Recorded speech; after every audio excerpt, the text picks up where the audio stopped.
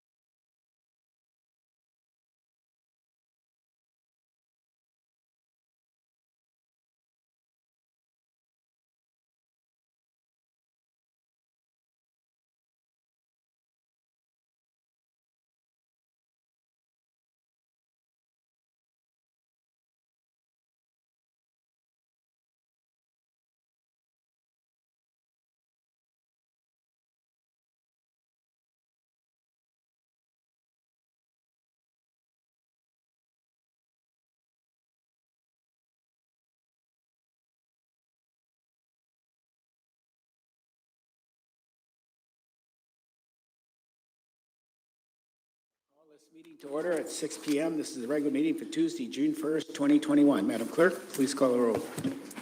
Tim Hale. Here. Stephanie Nowers. Here. George McKee. Here. Robert Yunt, are you on the line? Yes, ma'am. Thank you. Moki Tu. Here. Jesse Sumner. Here. Tam Bovee. Here. Mr. Mayor, you have a quorum. Okay, let's take a look at the agenda. Anything members want to pull from the consent agenda? We are going to hear from the borough attorney on the Houston Middle School bid. Mr. Hale, what do you want to pull? Thank you, Mr. Mayor. I'd like to pull resolution 21-061. 21061. Anything else, some members? Ms. Bovee? Resolution 21-054. 054. Anything else? Okay, seeing none, we'll take the consent agenda with 21061 and 21054 pulled. Any other changes to the agenda? Hearing none, the agenda is approved as amended. Pledge of Allegiance. Let's see. Why don't the whole audience stand and let's start with the Pledge of Allegiance, please. I pledge Allegiance to the flag of the United States of America and to the republic for which it stands, one nation, under God, indivisible, with liberty and justice for all. Thank you. I think changes to the minutes being presented. I think Madam Clerk's got a change. Mr. Mayor, we do have a couple of corrections to the minutes. The May 11th minutes, we need to make a correction to somebody that spoke under audience participation. And also on the May 18th minutes under Assembly Public Relations, we need to refer to the Willow Fire Chief Lori Wurtsema rather than what we have in the minutes now. So we will be making those corrections should there be no objection. Any objection to making those corrections the clerk just listed? Seeing none, those corrections will be made. Are there any other changes to the minutes?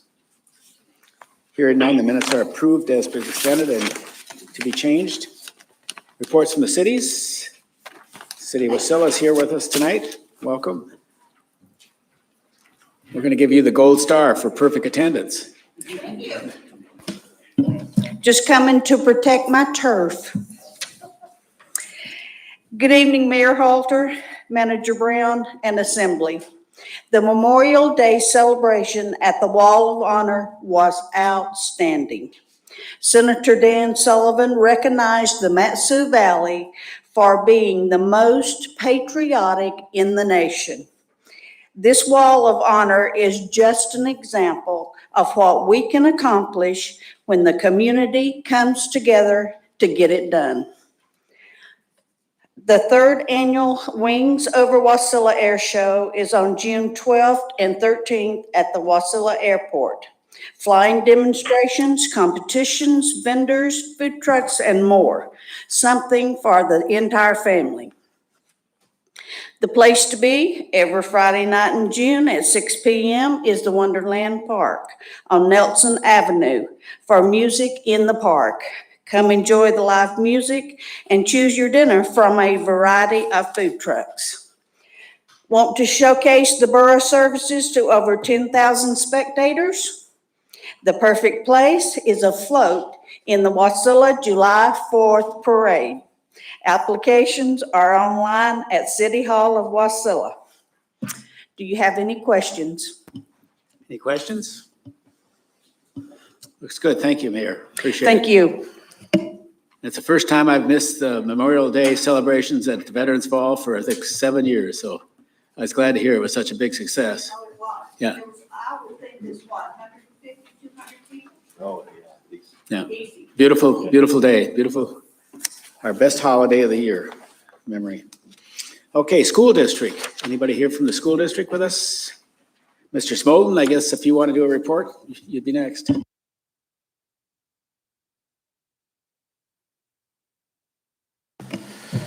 Thank you, Mr. Mayor, Assembly, and staff. Todd Smolden with the Matsu Office of the Governor. Just wanted to also say thank you to the City of Wasilla and Matsu Valley for that Veterans Wall. It's pretty incredible, and that was a great event. So, you know, I think I wanted to just speak a little bit about the governor's proposal, SJR 6 and 7 in the House. I think that it will bring the stability that not only individual Alaskans are craving when it comes to, you know, the whole PFD issue, but I think it also would bring stability to local governments.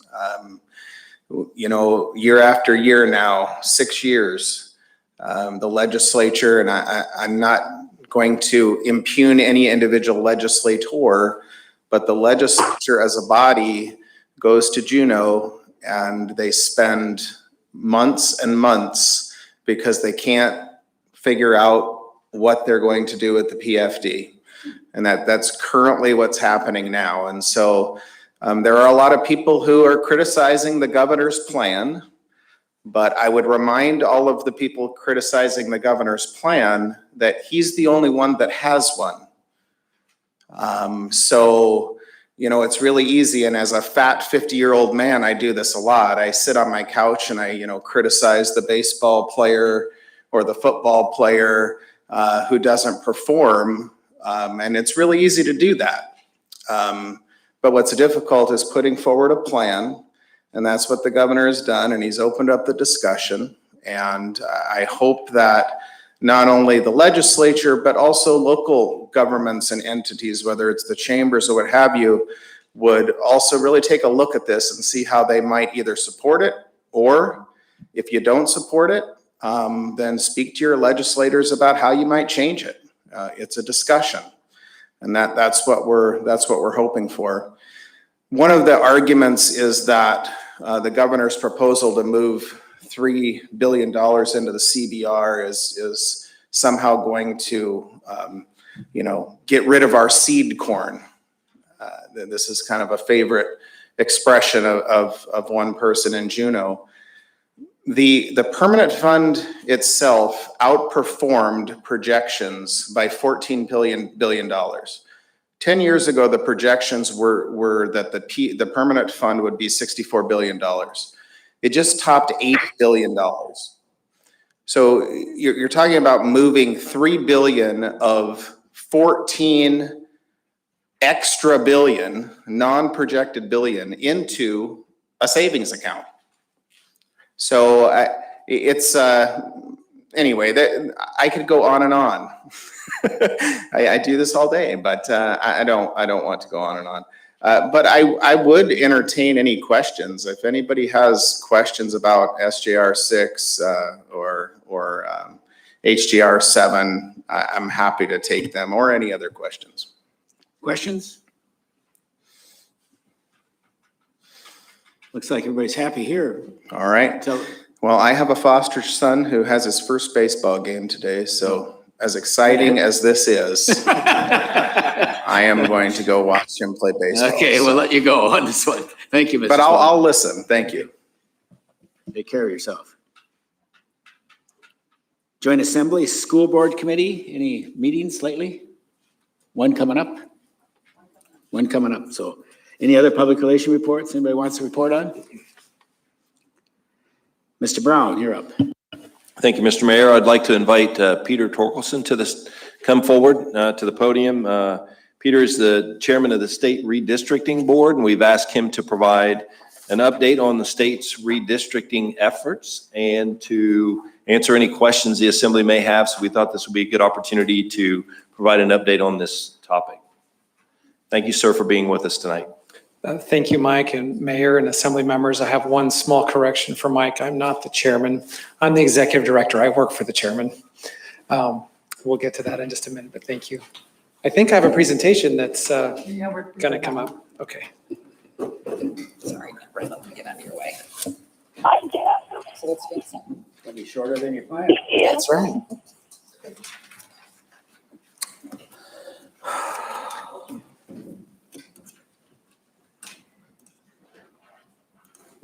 Yay. There we go. Oh, now you get to read my notes. Okay. And you just point the wireless presenter this way and it'll advance the slides. Okay, great. Okay, so every 10 years, the U.S. Census counts Americans. It's part of the Constitution, goes way back.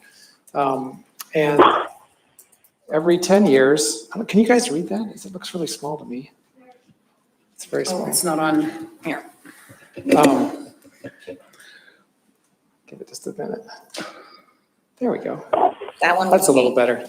You may recall that in 1998, Alaska voters approved a ballot measure which changed how Alaska redistricts. Previously, the governor drew new lines, and now after the ballot measure passed, new lines are drawn by a 5-member board. I'm the executive director for the board. We have 2 employees presently. The governor appoints 2 of the 5 members. The Senate president appoints 1, and the Speaker of the House appointed 1. And the Chief Justice of the Supreme Court appoints 1. The Constitution requires that these board members be from a diverse areas of Alaska, from each judicial district throughout Alaska.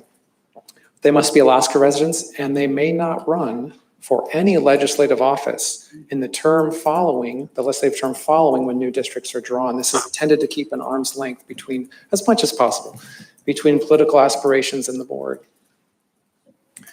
The current board was appointed in August of 2020.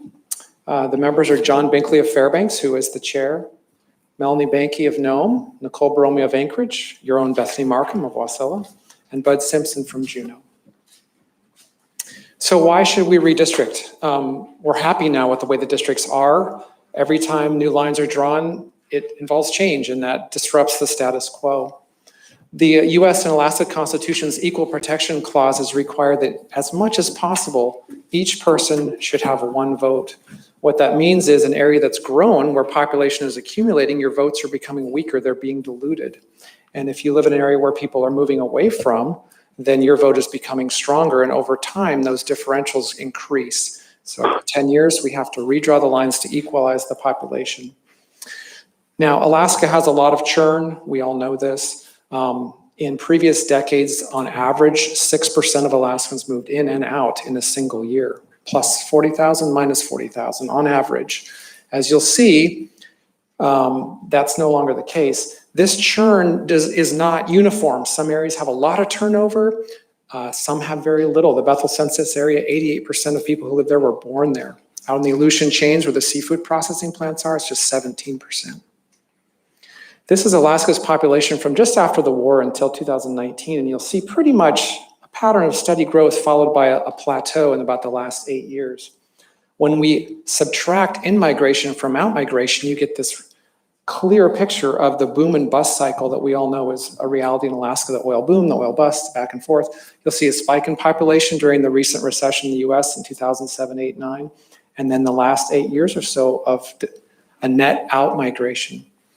Now, we have had a little bit of change, as you'll see, but if you compare our growth over the last 10 years with the previous 5 to 6 decades, what we see is a collapse of growth. Whereas normally we're looking at 80,000, 100,000 people might be new to Alaska within 10 years.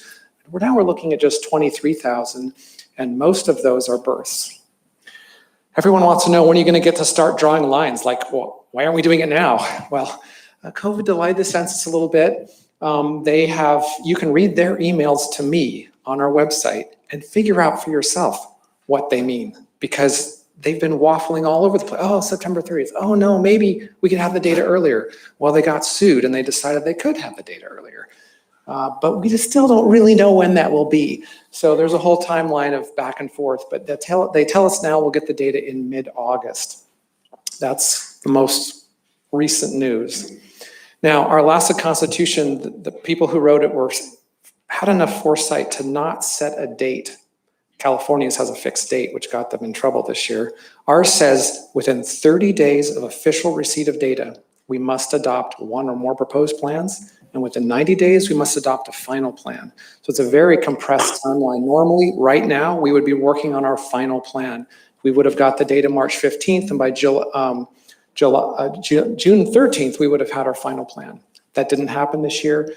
If we get the data August 24th, we're looking at a deadline just before Thanksgiving. Now, August 24th is just an idea. We don't know when we're going to get it. If we get the data September 30th, which is their drop dead, we're sure to have it by then, our plan would be due just between Thanksgiving or Christmas and New Year's, which would be a wonderful time to be working on a plan. Most importantly, though, normally you have about a year when lawsuits could work through the system, and now we're going to have about a 4-month litigation window. This is not something anyone is happy about. It's just the way it is. The board does not have the ability to change any deadlines. We're keenly aware of the fact that someone may want to run for office and not really be certain which district they're in or who they might even be running against. That's a problem. We know about it. We wish we could change it. There's nothing we can do. This is a timeline. I'll zoom in a little bit so you can see it more closely. It's drawn like a football field. The first 30 days when we get the data, we have to validate, load the data, and then map out the changes in population. We'll have a series of public hearings where you're all invited to participate, and bring your own plans if you'd like to. And then within 30 days, the board has to adopt one or more proposed plans. Now, last time, 3 third-party entities brought their own plan, and those were all adopted as proposed plans by the board along with a couple of their own. Then they took those 5 plans on a 60-day roadshow all around the state seeking public comment. We will come to the Mat-Su Valley several times. We'll have public hearings. We'll have a lot of maps to look at. We invite you to come look at the maps. Tell us what you think. Tell us what should change. By about day 85-ish, we need to be coming to consensus. And by day 90, we must adopt a final plan. That starts a 30-day litigation clock. If anyone doesn't like the plan, they need to sue within 30 days according to the Constitution. Lawsuits are expected. It doesn't mean the board did anything wrong. There's always someone who's not happy with something about a plan, and often they go to the courts to try and get something to change. On April 26th, the census released our statewide population. We have 733,391 state residents. That means our district target, if you divide that number by 40 House districts, the district target is 18,355. Last time it was 17,756. We have a website, akredistrict.org. If you're interested, there's several ways you can get involved. Click the Get Involved button, for example, and there's a simple form there. If you give me your name and email address, I will email you. Anytime there's new breaking news about redistricting, I'm emailing every week or two with, hey, the census is saying this now, or hey, there's something new going on. So we'd love to have your name on the list. I'm pushing the button, but okay. We do have maps, of course, all the current maps. If you're curious what maps are in place now, we have a map gallery. And as we adopt proposed maps, there'll be many, many more maps available. Thank you very much. I'm going to leave some business cards on the sign-in table. So if anyone's interested, my phone number, email, and website are on there. Thank you. I'd be happy, Mr. Mayor, to entertain any questions. Okay, questions from the Assembly? Mr. Hale? Thank you. That was a very informative presentation through the mayor. I was just wondering, have you folks ever considered doing like a shortest split line algorithm to come up with, how exactly do you come up with your maps? Thank you, Assembly Member, through the mayor. Alaska's Constitution lays out 4 criteria, and only 4. First of all, we must try and get as close to population equality, 1 person, 1 vote. That's the gold standard, followed by compactness, socioeconomic integration to the degree possible. So we try and unite areas that share a common economy, and contiguity. You have to be able to drive or float or fly, I guess, from any point in the district to any other. So you can't have a donut with one district here and then a fractional piece somewhere else. Now, how water works in Alaska, they might look like they're spread out, but they're contiguous in that regard. So those are the criteria we use, and those are the only criteria that we use for drawing districts.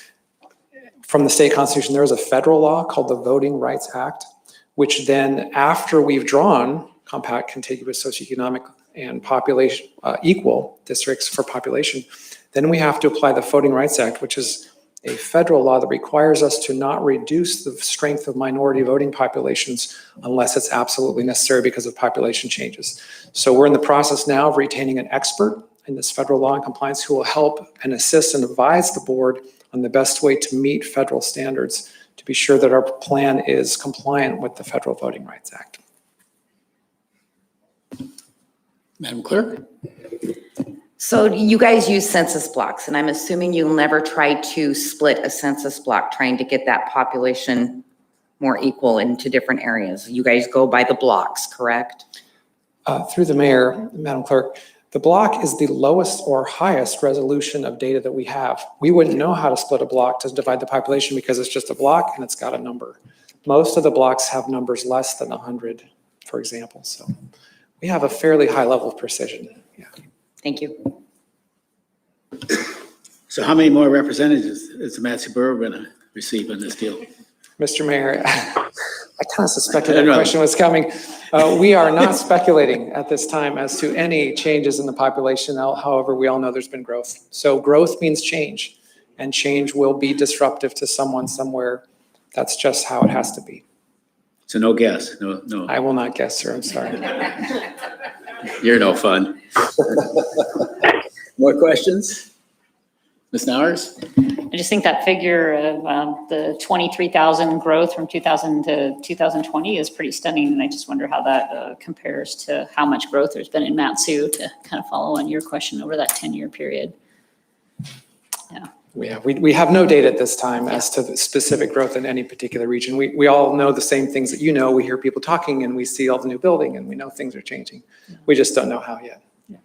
Thank you. Okay, other questions? Mr. Brown, let you close out. Thank you, sir. I appreciate your attendance tonight and coming down and sharing that information with us. I just have one other update for the Assembly quickly. We had originally projected Ada to come forward with the West Susitna Access Phase 3 MOA for consideration by the Borough Assembly.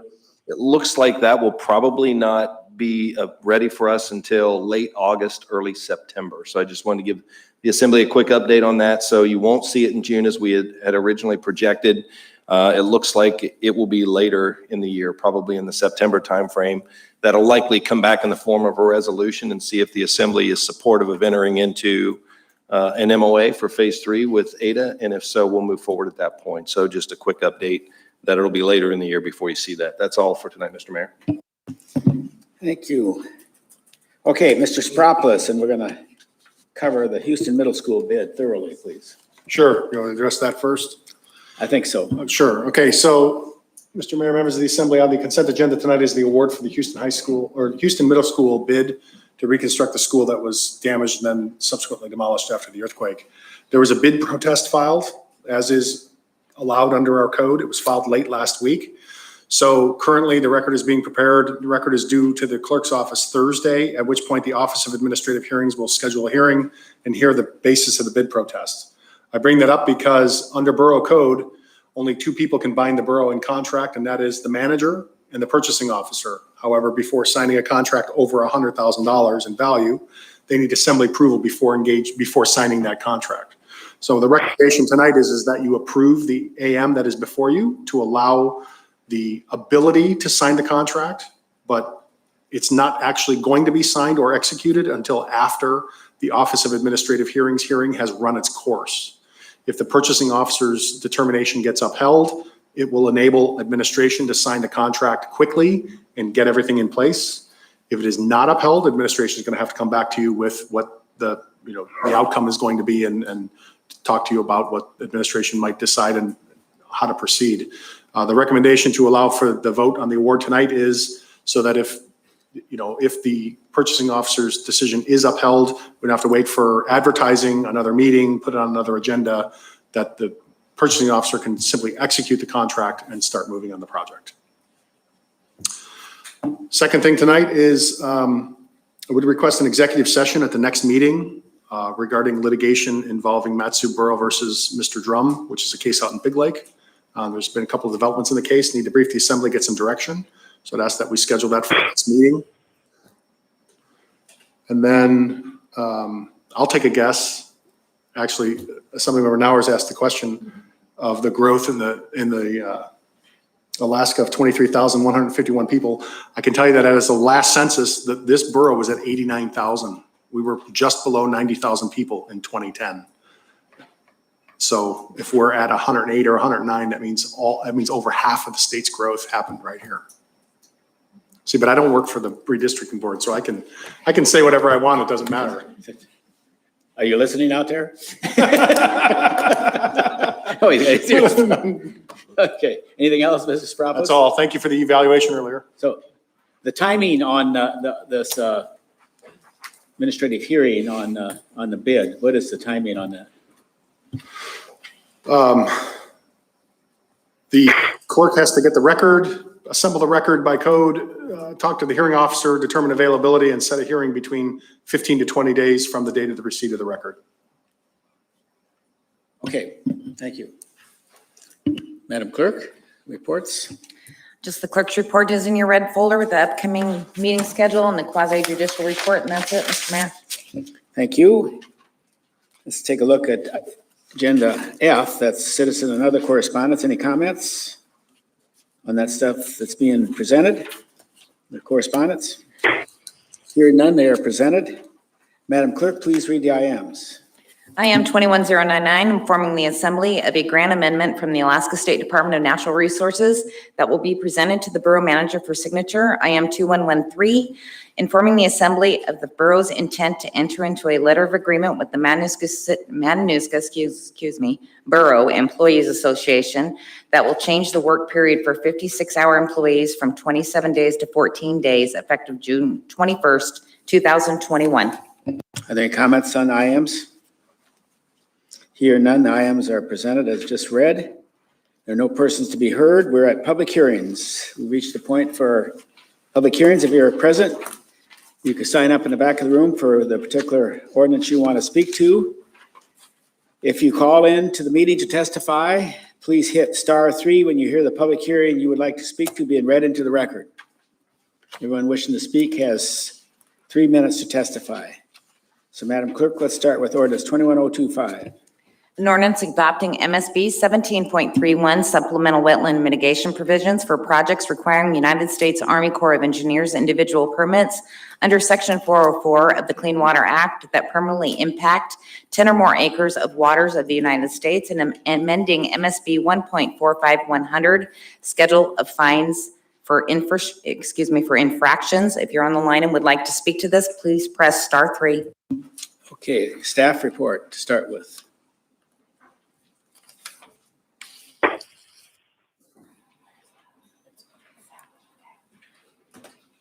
And just, if everybody's noticed, we have all our screens down and so, except it's really nice with not having all this plastic around us, so. Okay, staff report.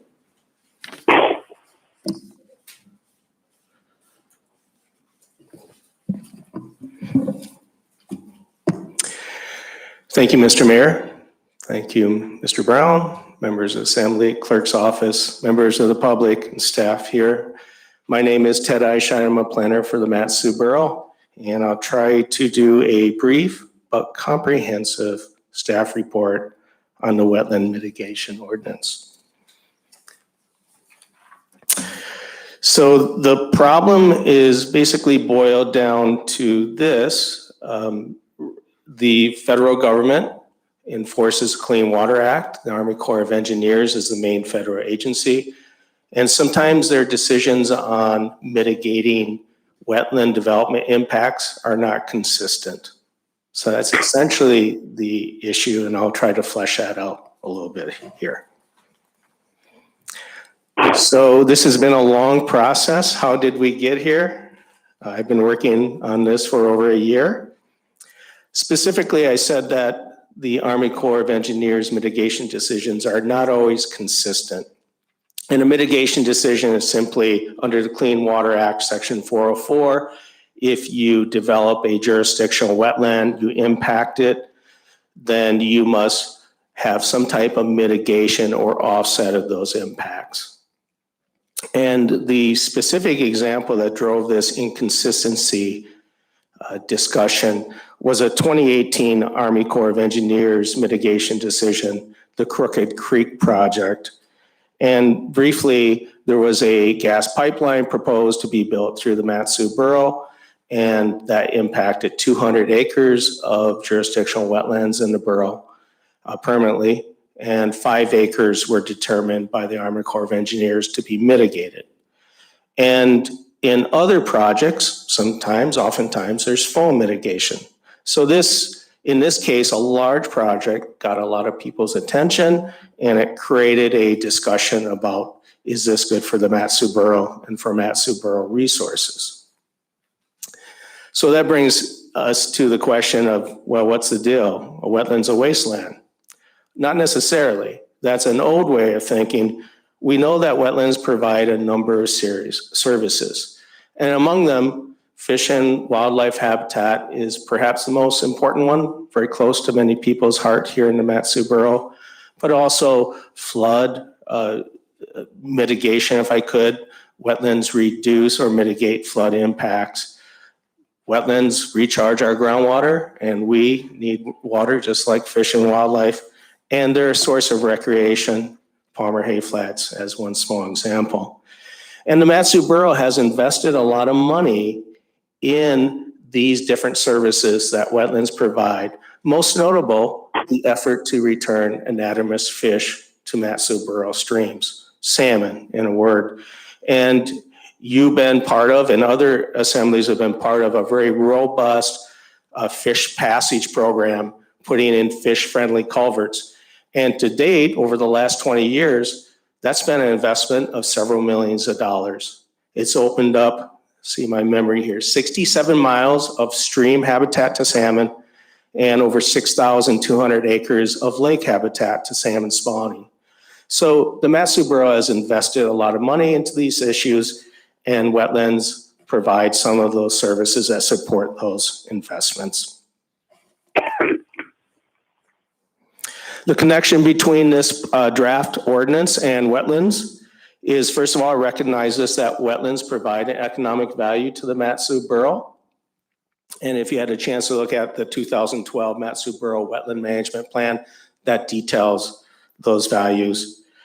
We also know that Army Corps of Engineers decision-making on wetland mitigation seems to be kind of all over the place. We know that from the Crooked Creek decision.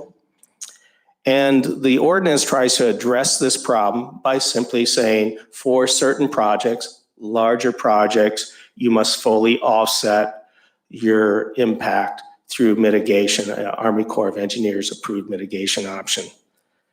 The idea is to replace those lost wetland functions, or at least balance them out, and also at full build out. when Matsu Borough has a lot more than 108,000 people, that we still have 50% of our wetlands and the services. To summarize the ordinance, it's somewhat limited. It applies only to larger wetland projects, so it's only triggered by 2 items. First of all, the wetland development has to be one that requires a U.S. Army Corps of Engineers permit, individual permit. And that involves something called jurisdictional wetlands. Not all wetlands are jurisdictional. And it only applies to the project if it permanently impacts 10 or more acres of wetlands in the Matsu Borough. To give you a context, since 2015, there's only been one project that has impacted 10 or more acres, and that's the Crooked Creek project. If those 2 trigger points are hit, then essentially we ask the developer to submit the paperwork they gave the Army Corps of Engineers, plus their decision documents. If that happens, we ask that the developer simply provide some kind of documentation that if the Army Corps of Engineers did not require full mitigation or full offset, that they document that they have done that within the Matsu Borough. And there's 3 mitigation options that they can choose from that are approved by the Army Corps of Engineers. I was asked to do a concept map. So step 1 on the far left, the developer applies for an Army Corps of Engineers individual permit.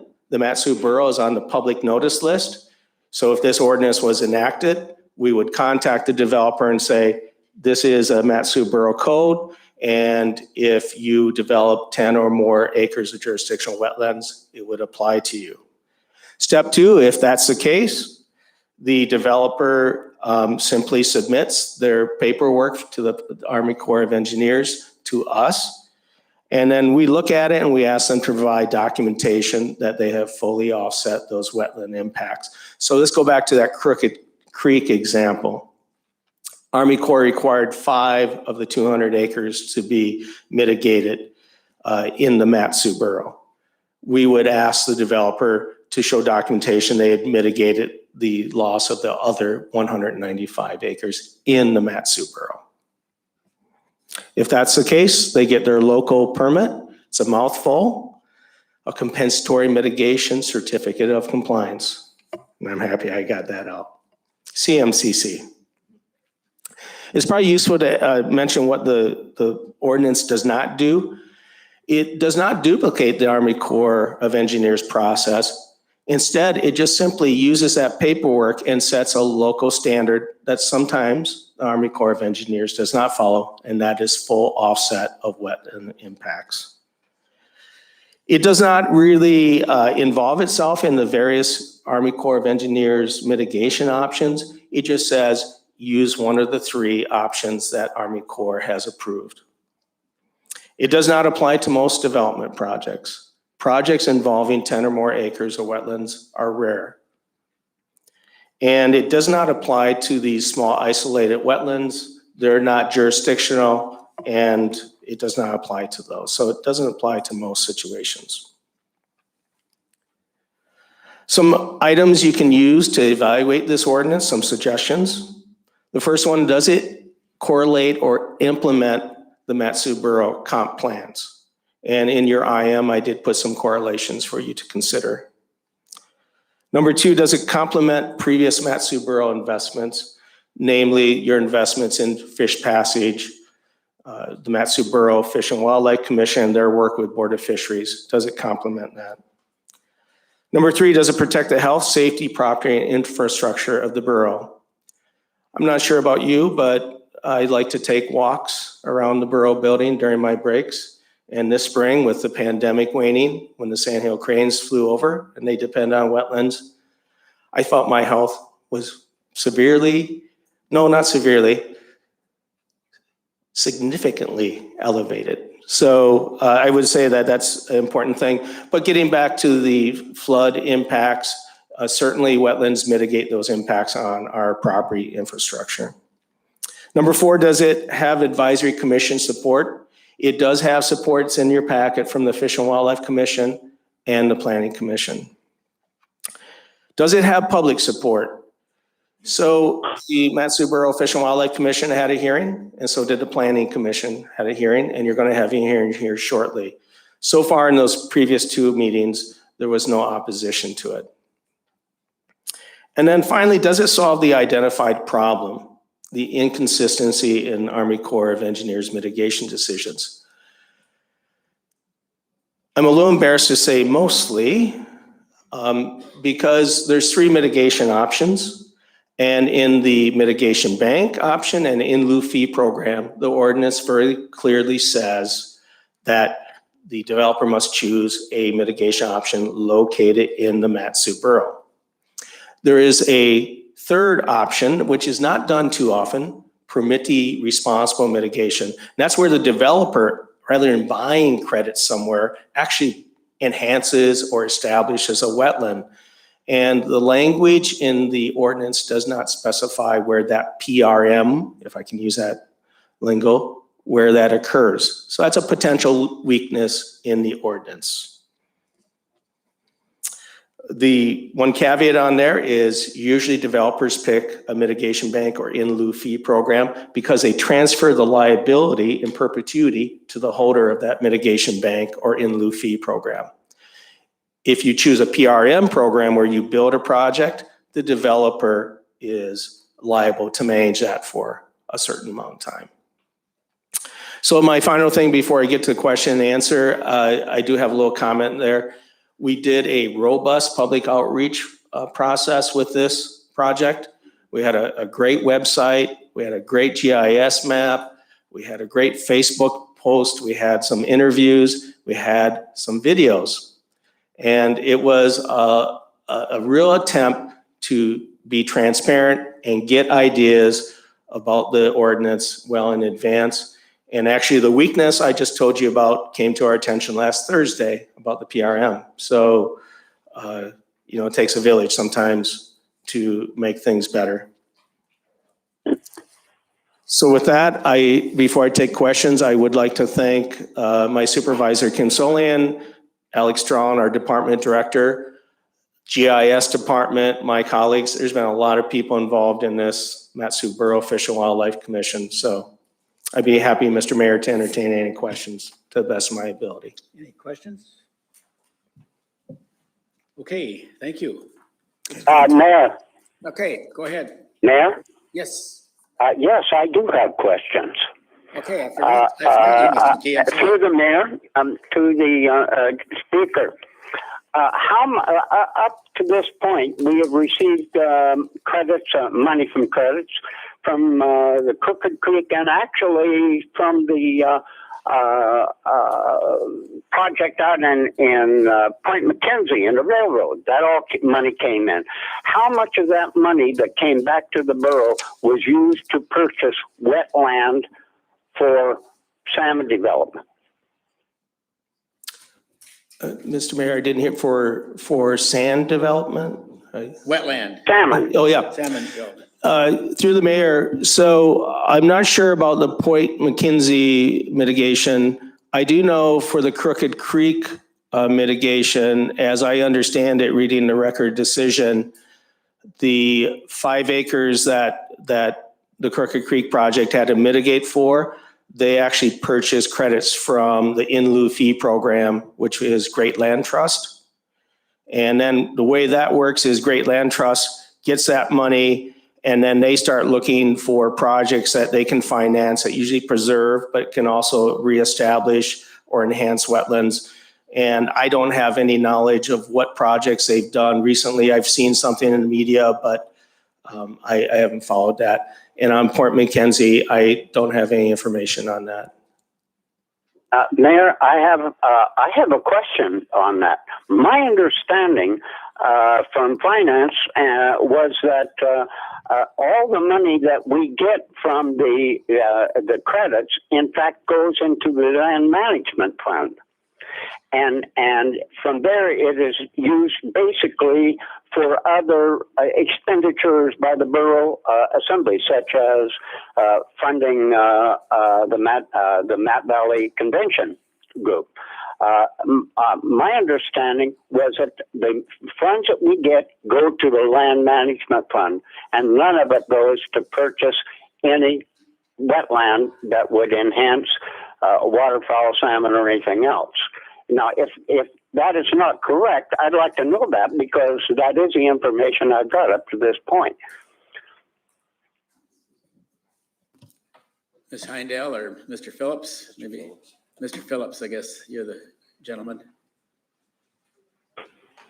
Where does the money go? I think he's asking. Good evening, Eric Phillips, Community Development Director. Assemblyman McKee is correct in that when there's credit sales through the Sukanik Bank, the funds go into the land management fund, which allows us to draw less area-wide taxpayer money to support our program. However, I would point out that the acreage, as was pointed out, the acreage at the Crooked Creek project were not sold to, the borough did not have a credit sale there, so there was no revenue. Okay. Thank you, Mr. Phillips. Now, and I do, I have another question on that. Okay. Now, so if we do not want to accept the Corps of Engineers evaluation of the wetland value thereof and what have you, who does the borough have on staff that would in fact provide a professional evaluation of that could withstand a lawsuit? Mr. Manager, you. Go ahead, take it. it. Through the mayor. So I think the question, as I understood it, was essentially how would we evaluate the application, or was it about the lawsuit? I heard. I was a little confused by that. Repeat the question, Mr. McKee. Okay, I'll just stick with, I want to know how they would evaluate it. What resources, professional resources, are available in the Bureau to evaluate and to challenge the Corps of Engineers? Got it. So, Ted Eichheid, I don't know if I want to use the terms challenge the Corps of Engineers. So let's go back to that Crooked Creek project. So in that case, if the ordinance had been in effect, the Army Corps says, okay, 200 acres impacted, you must mitigate the loss of 5 acres. And then the applicant, if this ordinance had been in effect, would come to the borough. Hopefully we've been working with them prior to that. And they would say, okay, so 195 acres, we have to make up that difference. And we'd say yes. And they'd say, what do we have to do? And the first step they would have to calculate the debits or the impact from their project, from the 195 acres not mitigated. Then they would have to go to one of the mitigation options. So they choose one and they have to essentially price that out. And then they would bring all that information back to us and say, okay, let's say they went with Great Land Trust. Great Land Trust has a way it calculates credits. They have, the Crooked Creek people have to use the same method to calculate the debits on those 195 acres. And then they have to purchase those credits for that 195 acres, show documentation to us, and then we would give them the permit. It's not a challenge of the Army Corps of Engineers. It's just saying that the local standard is for full mitigation. Okay, we'll take a quick. Mayor, Mr. McKee, I have another question. You've been I have denied. another question. Hold on, Mr. Sumner, you're up next.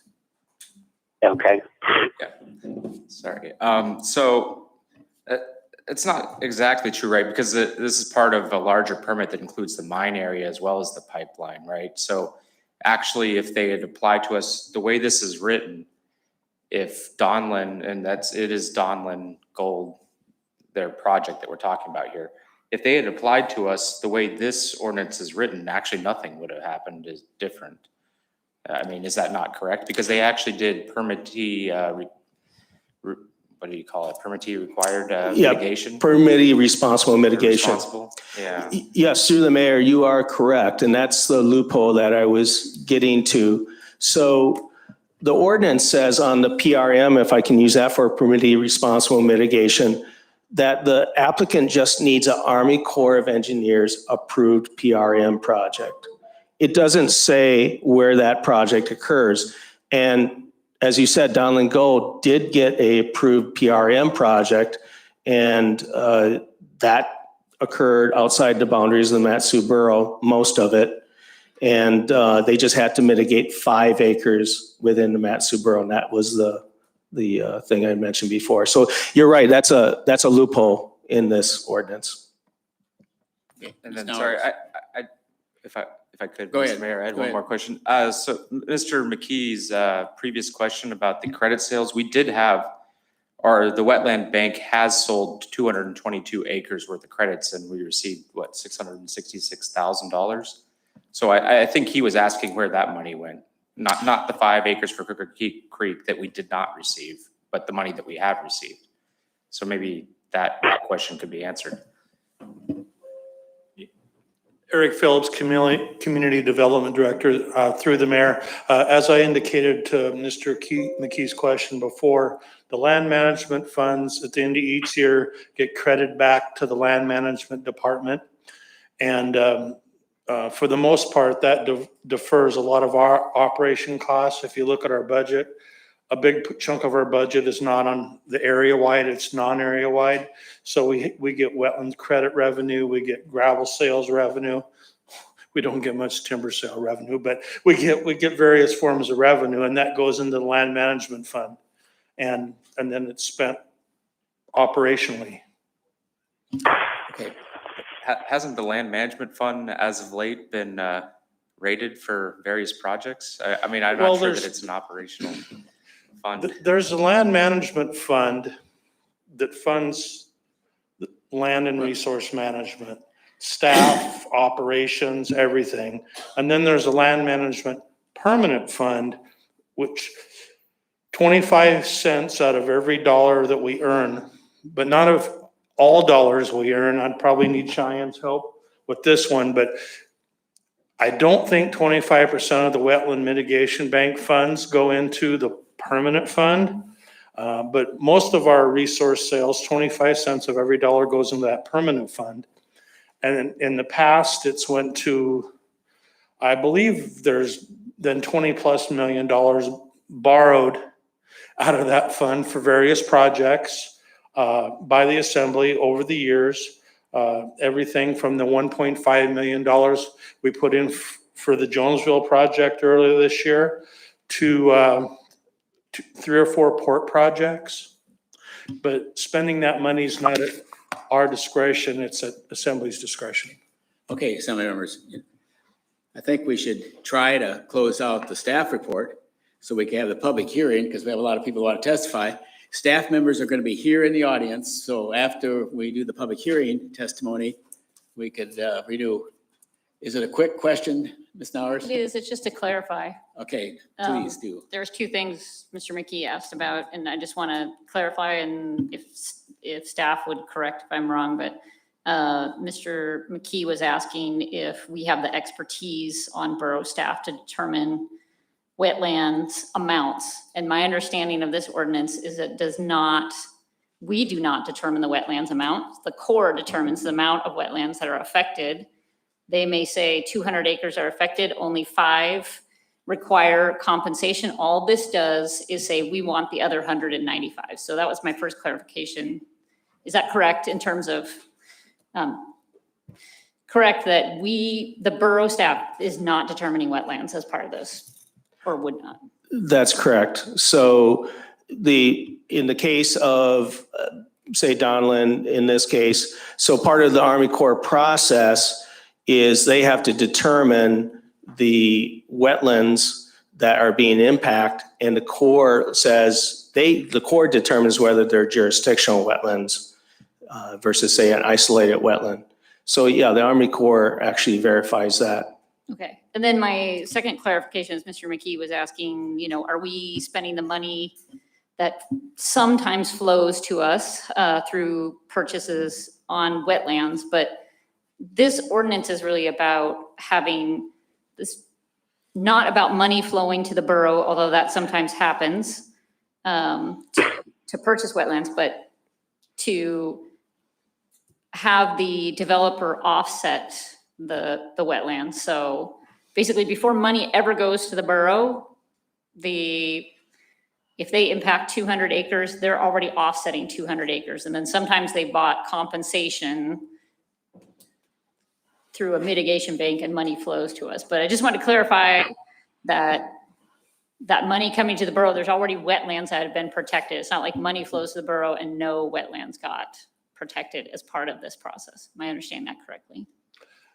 It doesn't mean that we're adding wetlands to the bank. The bank set up wetlands and blocks throughout the borough. All that means is once those credits are sold, we're on the hook for maintaining those wetlands, well into the future and make sure they aren't developed.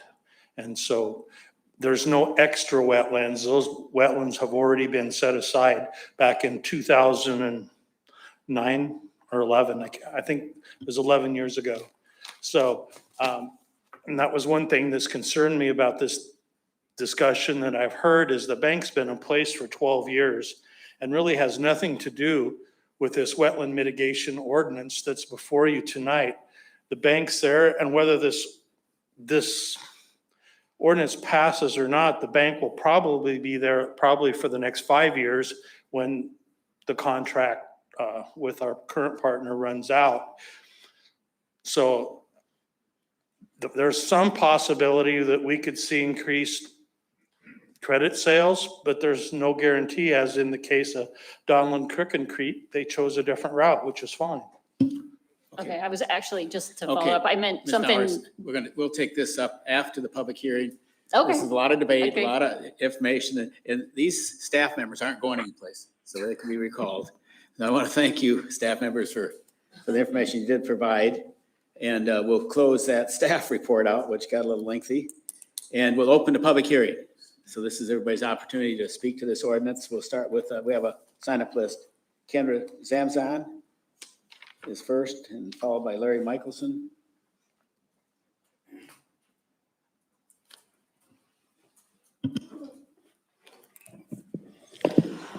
In Sedita, can you hear me? Yeah.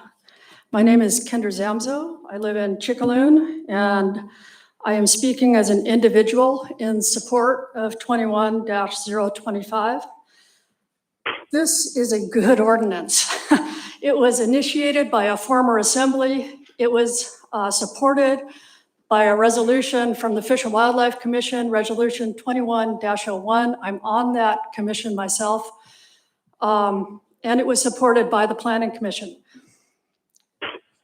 What this does is it gives us local control. What wasn't mentioned earlier in the Crooked Creek Donlin project was, and Mr. Sumner did mention this a little bit, they also have a mine, and at that, proposed mine, they're proposing to fill in 2,000 acres of wetlands, not 200, 2,000. People in the Kuskokwim and different state and federal agencies had a lot of different potential mitigation projects, including cleaning up old mercury mines on the Kuskokwim in that area. None of those were chosen. What was chosen was a buffer in Cook Inlet, a wetland buffer in Cook Inlet. The Kuskokwim got no mitigation except a little bit of pushing dirt around at a placer mine above the mining area that Donald would go into. It's actually an area that they may end up mining anyhow. This is the kind of thing we want to avoid. We need the authority to do this, to require mitigation if we need it. It doesn't say we must do this. It says we will have the authority to do this. So that's the gist of my comment is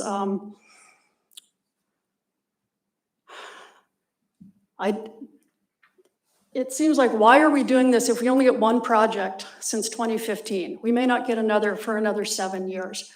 But if we have a big project and there's 1,000 acres of wetlands, we need that authority. We don't want to have to go through this again. And the details are mostly in here. They can get better developed. They can get more streamlined. Wetlands will be preserved. But we could also have different things. Permitting responsible mitigation could provide conservation easements. They could replace culverts, which might be cheaper for the developer and open up more stream miles. There's a lot of good things in this ordinance, so I really encourage you to support it. It's great for fish and wildlife. The commission has been very strong in support of it. It's great for recreation. Back when I used to run sled dogs 30 years ago, I was really glad to see a wetland when I came out of a spruce forest. It's good for snow machining. It's good for all kinds of things. So please support this, and thank you very much. Thank you. Larry Michelson.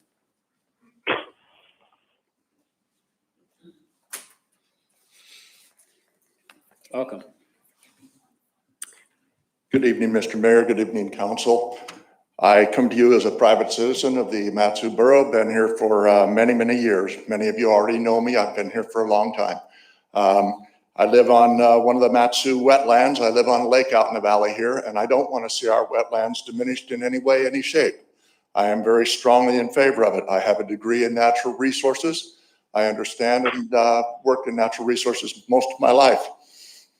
But to get back to this, I don't want to see the Matsu Borough doing a land grab and passing some ordinance that can be modified at their discretion. I've seen it happen too many times.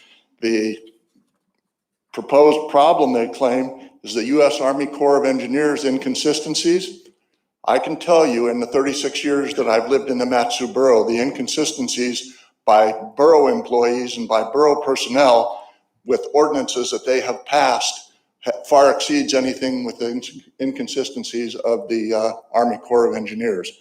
They will pass an ordinance that they will say is for anadromous fish that gives them the right to tell private property owners how they can use their lakefront or their waterfront on streams and creeks and those things. And it's just the beginning. It's a slippery slope once you open this ordinance.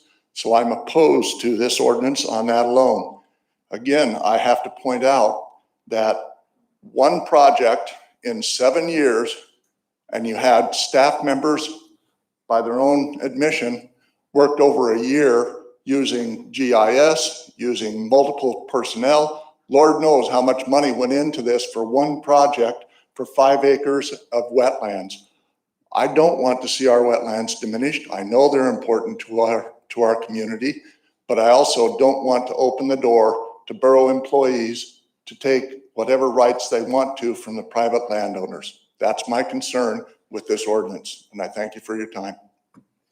Okay, thank you. Patty Fisher.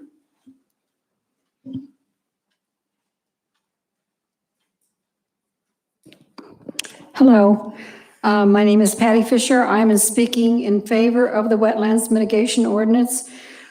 Wetlands cover a significant portion of land in the valley, and I believe this ordinance is a critical tool to aid us in protecting that asset. The salmon habitat, recreation areas, natural drainage features, and wetlands wildlife, to name just a few aspects of that asset.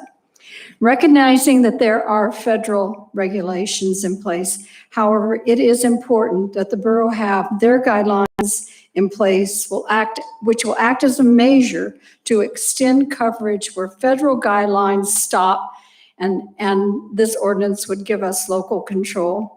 We as residents of the valley know our wetlands better than anyone else and can act expeditiously and effectively to protect them. This ordinance is an important aid in achieving that protection. Thank you. Thank you. Yvonne Sumner. Followed by Rick Sumner. Do you know anyone on this assembly? I was going to say, my opinions are my own. Okay. They're not a reflection of my son or my husband or anybody else in my family. I'm sure they'll be happy I said that. My primary concern is not that I think wetlands are important or not important, or that we should protect the fish one way or the other. What my main concern is that we not only need biodiversity, but we also need economic diversity. And I fear that this ordinance will have unforeseen consequences, such as limiting entry for businesses, fraud, and stunt future development. I know land banks have been around since the 1890s, but if you look at a map of where most of them exist, it's on the East Coast, where there's a lot of private property. Unfortunately, I think everybody here knows that Alaska only has 1% of its property available as private property.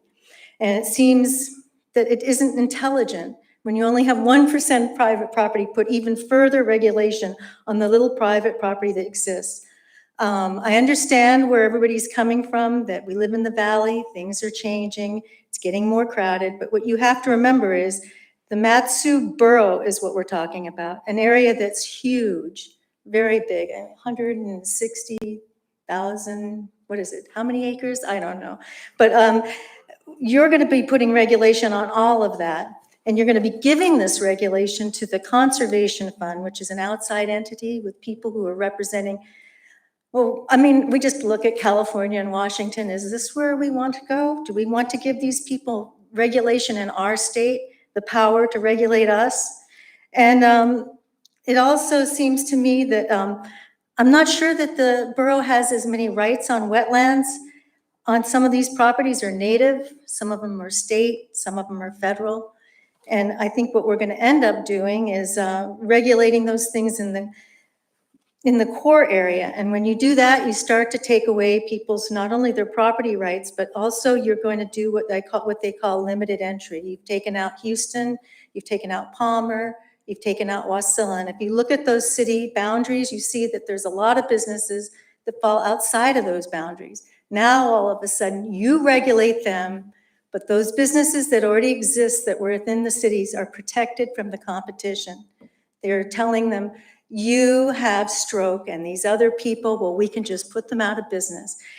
Land banks are fraught with fraud. The IRS, since the 2015, when they started seeing a huge increase in land banks, has been looking very hard at the assessments. And so people who think they're going to be making a bunch of money on tax write-offs from these land banks, because they're usually big giveaways to people. Let me see if anybody here has heard these names before, the Rockefellers, the Vanderbilts. I mean, these are the kind of people who on the East Coast set up land banks and then were able to create exclusivity. And by donating this land and creating nature preserves, which were wonderful and everybody enjoys. Oh, am I too late? I'm sorry. I didn't mean to take it up. But anyway, there's a lot of fraud in land banks. We'd be giving away our right. And the TCF has legions of lawyers, and often they stop development in adjacent properties, things that you guys, none of us can foresee. And when they do that, when they stop the development in the other properties, which may be somebody who simply has a farm and wants to develop a road to their kid's farm next door or something like that, they have to go up against these legions of lawyers. And after maybe 50 years and we're all dead, they'll have this beautiful reserve, and then they'll have that property right next door where they just, you know, beat these people to where they had to sell it maybe for less than it was worth, and they make lots of money. And you're also going to be adding costs to roads, railroads, pipelines, and schools. Mr. Mayor, everyone gets 3 minutes. Did I go over my minutes? Don't pay attention to him. That's why they don't want me to talk too much. You did wonderful. Oh, yeah, wait, this is really important. Okay. They're nonprofits, so you're actually diminishing your tax basis when you give this land to other people, as out-of-state entities. You're diminishing your tax basis, so you better think about how much money you could have had that way. Okay. Thank you. Rick Sumner. That's going to be a tough act to follow, sir.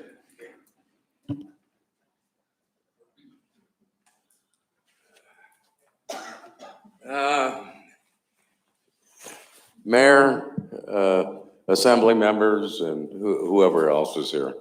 A lot of what I have to say, my wife's already covered, but since I wrote it down, I'll start from the beginning and go to the end. Okay, first off, what is the purpose of this ordinance? Is it actually to provide towards the general welfare of the borough population by ensuring clean water, fish and fowl habitat preservation, flood protection, soil loss, et cetera, et cetera? Or is it to make unfavored large projects uneconomic or unfeasible? If it is the latter, shouldn't this ordinance be considered contrary to the general welfare by reducing jobs and making all development more expensive, which is just passed on to the general population in higher costs and user fees usually? Perhaps it would be best if the borough thinks that some Army Corps permittees get off too easy. It would be better for the borough to get more involved in the environmental impact process to begin with and let the Army Corps administer what it always has. Another concern is that costs levied against permittees is largely accredited to mitigation banks that aren't Alaskan born or headquartered. And little, if any, of the monies will actually mitigate or minimize wetland impacts. Another consideration is that properties donated, traded, or paid in lieu to mitigation banks reduces flows of borough property tax. So in passing, wouldn't it be better, since the borough is already working in a limited extent towards wetland mitigation, that the borough already owns or controls many thousands of acres of wetlands, that this ordinance be adjusted, naming only the borough as a mitigation bank and administer. That's Okay, my contribution. thank you. And that was Rick Sumner speaking for the record. Joel Fuller. And then are there some telephonics? Okay, so we'll take a few telephonics coming up after this.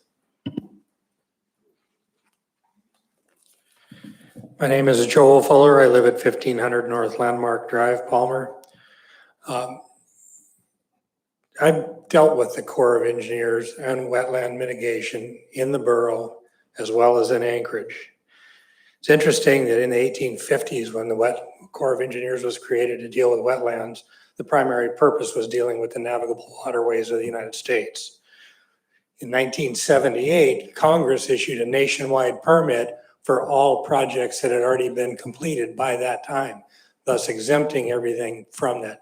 Frustrating when you deal with the King Cove program, which should have been dealt with as a maintenance of the existing facilities and never should have gone the way that it did in the nationwide permitting process. The borough has several rights. One, the borough, I do believe they get notified and they participate in the Corps of Engineers testimony and their hearings and providing their input into the decision-making process. So if you're creating a separate instance where the borough gets to add on to what they've already lobbied for in the first process, is like a double dip at the apple. Also, one of the problems is what we just talked about, navigable waterways of the US. It's no longer that. It's what fauna has ever grown on a piece of property decides whether it's a wetland or not. You have preservation wetlands, you have developable wetlands, you have areas that are within 300 feet or 600 feet of a designated wetland that still get called an impact zone for the wetlands. They continue to migrate the law, not by changing the law, but by changing the definitions within the law. And we've seen that throughout government and throughout processes. Also, the borough does have the right to take the property if they think that that's what's valued to the borough. It's called a right of eminent domain. It's just a decision based on the structure that you want to take and what it's going to cost. If you think it's not going to cost or the property is not worth it, that's how they apply it. It's interesting when they had a discussion about this in Anchorage, when the Department of Transportation was taking property along an arterial, they say, we're not taking the frontage, we're taking the property off the back of your property because we're removing it. If you're taking a wetland off your lake fronts and stream fronts, you don't have that option to say, we're taking it off the back end of the property and just reducing your overall footprint. You're taking the rights to use the waterfronts. So, thank you. Thank you. Let's do a telephonic, please. We have a telephonic callers. So first caller, please go ahead. Hello, my name is Mark Bailey. It's MarkBailey, and I'm speaking in support of the Supplemental Wetland Mitigation Ordinance. This ordinance would provide a needed level of local control in mitigating the negative impacts from large projects and developments that affect our wetlands. This is not something that's going to impact private small property owners. As a borough, we cannot take our natural resources for granted. Wetlands provide a renewable economic benefit to the area in many forms, including tourism, hunting, and fishing. Something this valuable to our community deserves an additional safeguard beyond a bureaucratic program coming from outside our borough. This ordinance allows our borough to make use of paperwork that is already completed for the projects and ensures that we have a voice in conserving our natural lands. We can preserve the benefits of our wetlands backed by our local knowledge, not relying on a hope and a wish the Army Corps of Engineers would do enough to protect our lands. Thank you for the opportunity to speak, and I urge the members of the Assembly to pass this ordinance. Okay, thank you. Next telephonic caller, please.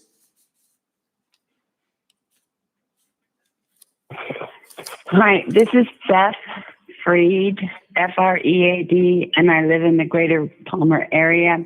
And I am against this wetlands mitigation process from the borough. For generations, if you're listening, the Corps of Engineers has been one of the most respected entities in the U.S. government.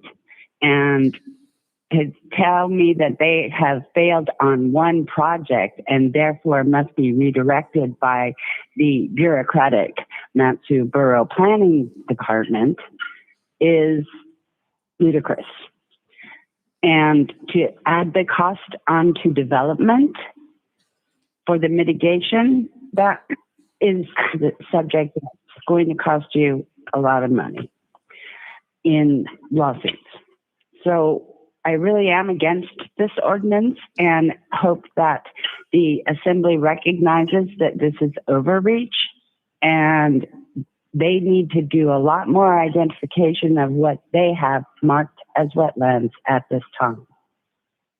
Thank you. Okay, next telephonic caller, please.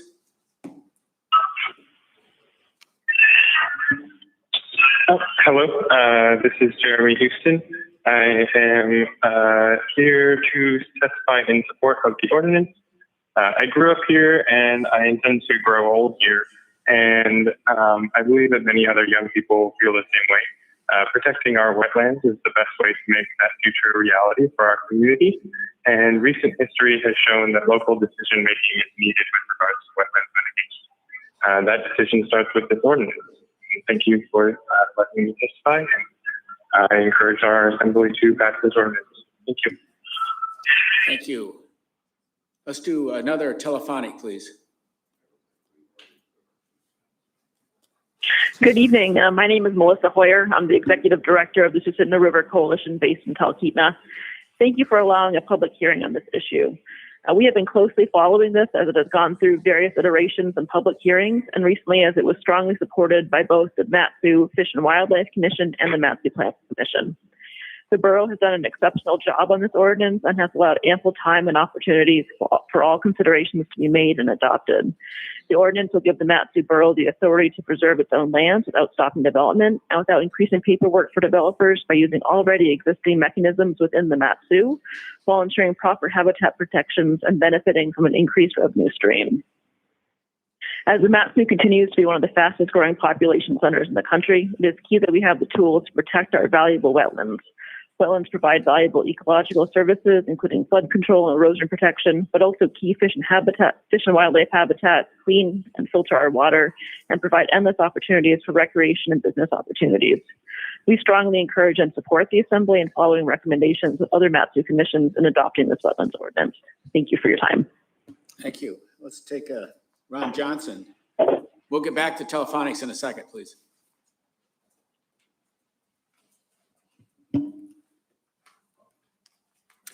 Mr. Mayor, Assembly members, and staff, my name is Ron Johnson. I'm a resident of Butte. I am here to speak against Ordinance 21-025, the supplemental wetlands. I believe that there are already enough regulations covering wetlands, and let me tell you, anybody that's been out in the bush, wetlands aren't going away. I think half of Alaska is wetland. What I have heard tonight from people that are proposing this ordinance is your problems with the Corps of Engineers. I don't believe that one more layer of regulation on homeowners, on developers, on builders is going to solve the problem. And I'm very disturbed. Assemblyman McKee asked a question. Assemblywoman Nowers followed up. They specifically asked the planning department, do we have the expertise? That man talked around that question in such a big circle, I got lost. The bottom line is we don't have the expertise. We're saying that the Corps of Engineers is not effective enough. They've been around for years and years and have led this great nation's development. And now we're saying that the Corps is not capable or not qualified, but we don't have that expertise in the valley. That's going to add additional staffing, probably at a pretty high price. So I'm concerned of what this ordinance is all about. I'm certainly against it. I don't want to see any additional regulations on homeowners, on builders, on developers in the Mat-Su Borough. And I think there's plenty of mitigation for wetlands as it currently is. So I think this is an unnecessary regulation and I oppose it. Thank you. Okay. Lyle Downing's next on the list. There he is. Welcome. Hi, Lyle Downing, Mat-Su Borough resident for about 25 years, moved up from Oregon. And I'm against this ordinance for many of the same reasons that many others have mentioned. One, it is a slippery slope onto other regulations of private property owners. 10 acres for a wetland isn't really that much considering the size of many of these. And so I'm just concerned that what can come from this is much more regulations on private citizens who are private landowners like myself. I may not be a big developer or own that much property, just 10 acres. But there is a creek running through it that has salmon in there. And I do my best as a landowner to protect the resources that I have and don't want to see that challenged by the borough. And as Ron Johnson said, we really don't have the expertise, and there's people that have been doing this job for a very long time, like the Corps of Engineers and other entities out there. I think all of us are concerned when a large project comes about, like the Donlin mine and other things like that. We've certainly seen all the controversy around Pebble, but there is a process and there's been a process. And I think that when you look around the Mat-Su Borough, we are doing a pretty good job right now with everything that we're doing. And it just feels to me like this will be a, kind of a political process. And I think many of us are tired of everything being political, and it feels that way a little bit. So that's all I have to say, and thank you for your time. Thank you. Back to telephonics. We have more callers? Okay, let's take the next telephonic, please.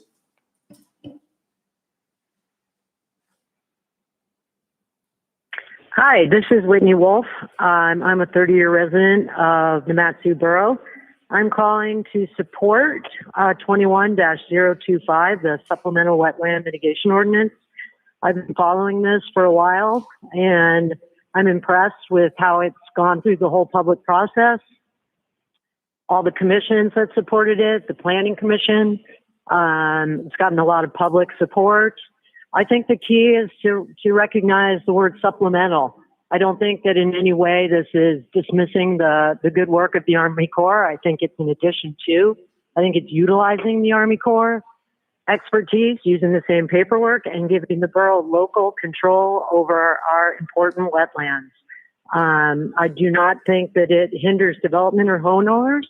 I think that it's very well balanced and conservative and limited to just the biggest projects that we do need to be concerned about.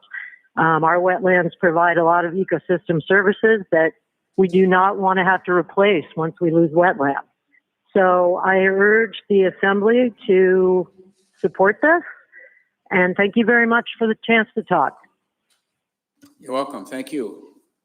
More telephonic callers? Okay, next caller, please.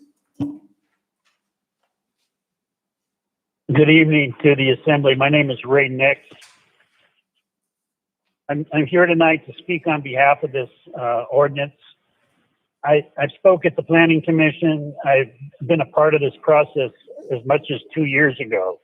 And I can remember when I was asked to put a workshop together that had presenters from the U.S. Army Corps of Engineers, the Environmental Protection Agency, Alaska Department of Fish and Game, and the borough's own Mat-Su Borough Fish and Wildlife Commission. And at that workshop, I can vividly remember the Army Corps of Engineers supporting local control over wetland mitigation. There's a reason for that, because then they don't have to fight with the local government when they do something different than what the local residents like. I can tell you that I've been around the wetland mitigation at the borough since 2012. And I've seen the Corps make really good decisions, and then I've seen them not make decisions. It's their discretion. This is not to beat up on the Corps. I like the way that it was put. It's a supplemental. It's supplemental to somebody else's work that they've done. It's not extra work. It's really important. I really appreciate the fact that the Borough Assembly has been very transparent in allowing this to work through the public process. We've seen the public process. We've seen the votes at the commission levels. Now the Assembly has the opportunity to make the decision. Thank you for your time. Thank you. More telephonic callers? Okay. Brian Endel, you're up.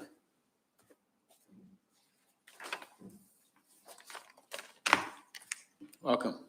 Thank you, Mr. Mayor. Mr. Manager, members of the Assembly and staff, I am against 21025, and so I would like you guys to vote against that. I'm going to switch up my little presentation here today because many people covered the same things that I was going to cover. I don't think that, and someone mentioned this, I don't think that it's going to get more consistent if we add this to the borough. It's going to get more inconsistent if we increase the number of levels of bureaucracy, let's call it that are making the decisions on this. It only gets worse. Funneling money to a nonprofit. There's many nonprofits in the United States that are acting very irresponsibly. They pad the money of the people that work for it. They work with governments to get favors, and it doesn't benefit the people. It actually takes our tax money away. Now, the history of this is, as far as I know it, has gone back as far as 2016, but probably further back than that. And you know, basically, it's working to take our tax money away. It's working to take our property rights away, and it's working against the Constitution of the United States. So you can't make a rule that says, oh, we can avoid the Constitution of the United States and then go avoid it. You can't do that. You can try, but eventually it's going to come back to bite you in the butt. And I don't want to see this happen here. Wasted resources upon wasted resources. Do you realize how much time has taken of yours for this meeting alone? And then you take the multiple meetings that you've had for air quality and zoning and this and that and the other thing. Wasted. We need to look into that and to control our resources here, both at the borough level and the assembly. It means you guys aren't supposed to be wasting our resources, and the borough itself isn't supposed to be wasting our resources. And that means you, Mr. Mike Brown, you need to watch this. You may not have been familiar with the things that have happened before, but they took air quality control. They used the borough, which you basically run, and they made them work for nothing. A wasted effort that pushed air control on the Butte, for instance. Zoning, wasted resources. You need to look into your personnel. Ted Eisted, or whatever his name is, that was just up here.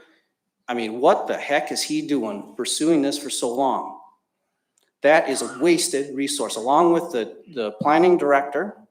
Now, I know we got a new one, Strawn is in there, at least from what I read on the website. So look into that. Thank you.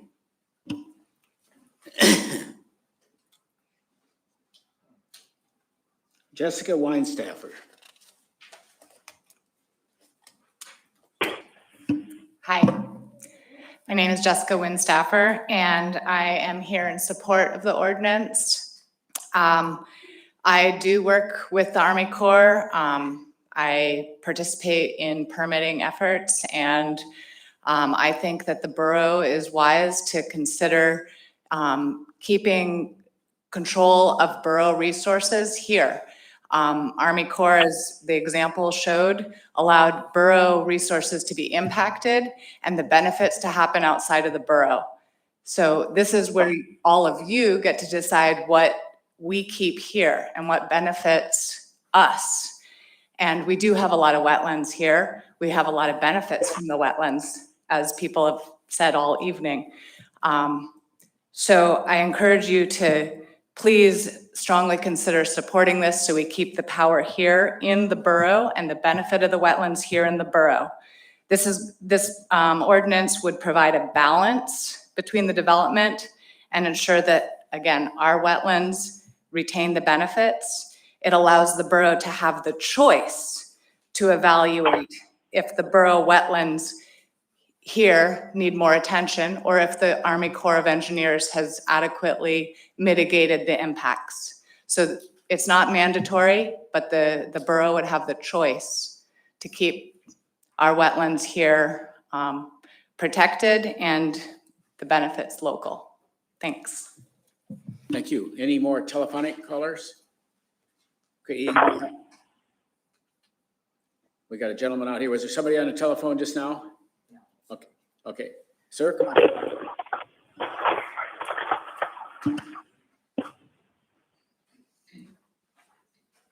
State your name for the record. 3 minutes. Mr. Mayor, Manager Brown, Assembly. My name is Dan Graham. I'm a resident of the Mat-Su Borough, and I'm also happen to be General Manager for the Donlin Gold Project. So what I wanted to make a comment on is making a decision based on real factual information instead of some of the other stuff that's been kicked around. One of the comments made is that this is needed to offset that other 195 acres. What that is the Corps reviewed our project as a whole. And because we have some disturbance that requires an individual permit, they have to cover all of our footprint on areas. And that includes ice roads, laydown areas, and winter construction. A lot of that other 195 acres is just going over wetlands in the wintertime with an ice road, and then it goes away in the summer, some brush cutting, and that was it. So what the Corps does is they look at those temporary impacts, which you've seen ice roads. If you go up to Willow in the wintertime, there's an ice road heading out to up the Yetna area. So some of those they don't see as requiring mitigation because, I mean, they're all over the borough, but the 5 acres that we determined we're not gonna come back to full rehabilitation is what we mitigated for. And we actually mitigated 10 credits for those 5 acres. So it's double the amount. The borough did have an opportunity to bid on that. But the Great Land Trust had a program. A couple other things on that. You mentioned about where the money goes. When you get into these wetland banks, roughly 50 to 60% of that money usually goes with the banker out to California. In the case of the borough's contractor, Florida's full of these bankers. So it's an industry for them to generate revenue. And to me, when I look at it, we looked at all kinds of projects. Kendra mentioned about projects in the Kuskokwim, we have villages that have no running water. They have sewer lagoons that are unlined. We would have loved to have been able to take the money for mitigation and fix problems in the area. And I think the Mat-Su Borough is the same way. Preserving more wetlands in an area that's full of wetlands isn't really the fix. It's more going out and fixing areas that have been impacted in order to improve function and replace some of those functions that are there. In the Kuskokwim, there's not a lot of projects like that. And that's where we ended up with some in the Cook Inlet area where there has been development. There is a threat of development, so we could preserve and do that work. We did permit responsible mitigation in the drainage in which the project's located. But I guess to ramble on about that, my point is that realize that there wasn't 195 unmitigated acres of severe impacts to wetlands. It's really ice roads, lay down areas in the winter time that a year after construction, there's no impacts left. And that's when the Corps looks at those and says, well, we aren't going to require mitigation on those. The other place they waive mitigation is the very small projects, half acre, quarter acre. If you add up 20 or 30 of those, that's really, if you're really looking at the impacts in the borough, that's probably where a lot of them come from. But I'll guarantee if you had an ordinance that went after all impacts, your room would be full right now with homeowners, because that's really not what the borough wants to do there either. So I just wanted to give those points for your consideration as you consider this ordinance. Thanks. Well, thank you for coming in tonight. Anyone else wish to speak on this ordinance? I intend to close the public hearing. Mr. Sykes, you want to speak?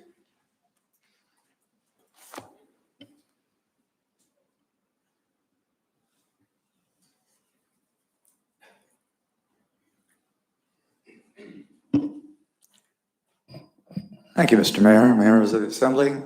It's great to be back. I'd like to speak in favor of the ordinance. I've heard some comments tonight that sometimes lack the background of what's happening. Basically, what's been going on for a long time, if you go back about 35 years, we had a world-class fishery here. It's a shadow of its former self. We've been under attack from people who have been in Cook Inlet commercial fishing, saying that they haven't had enough opportunity. But yet, this borough has instigated a rebuilding of those stocks, and successfully at the State Board of Fish. And so it is one of the most important economic impacts this borough has ever had. There was more tourism, there was more ownership of a bed and breakfast, there was a lot of stuff going on. And we're trying to rebuild that, not just for the Mat-Su Borough, but it's about the only way that you can restore fisheries to get more fish so that commercial fishermen in Cook Inlet can also get something. So this is not an issue of development or wetlands. It is both. The reason that the Mat-Su Borough participates in a wetland mitigation bank is to create competition. Because if you only had one wetland mitigation bank, which was suggested a little while ago, if somebody is going to mitigate, then they, of course, if you have a monopoly, the prices are higher for the credits. And it was recognized that we in the borough want development. It is also recognized that we want to have our fisheries restored, and we can have both. It is an economic win-win. Most of the wetlands that would be mitigated through credits are not places you would want to spend much time. But it is, many of these wetlands are the life origins of our 5 species of salmon. And most large project developers would want to be known for their project wanting to help out. And it is precisely that the manager of the Donlin Mine just stated, Kuskokwim did not have a voice.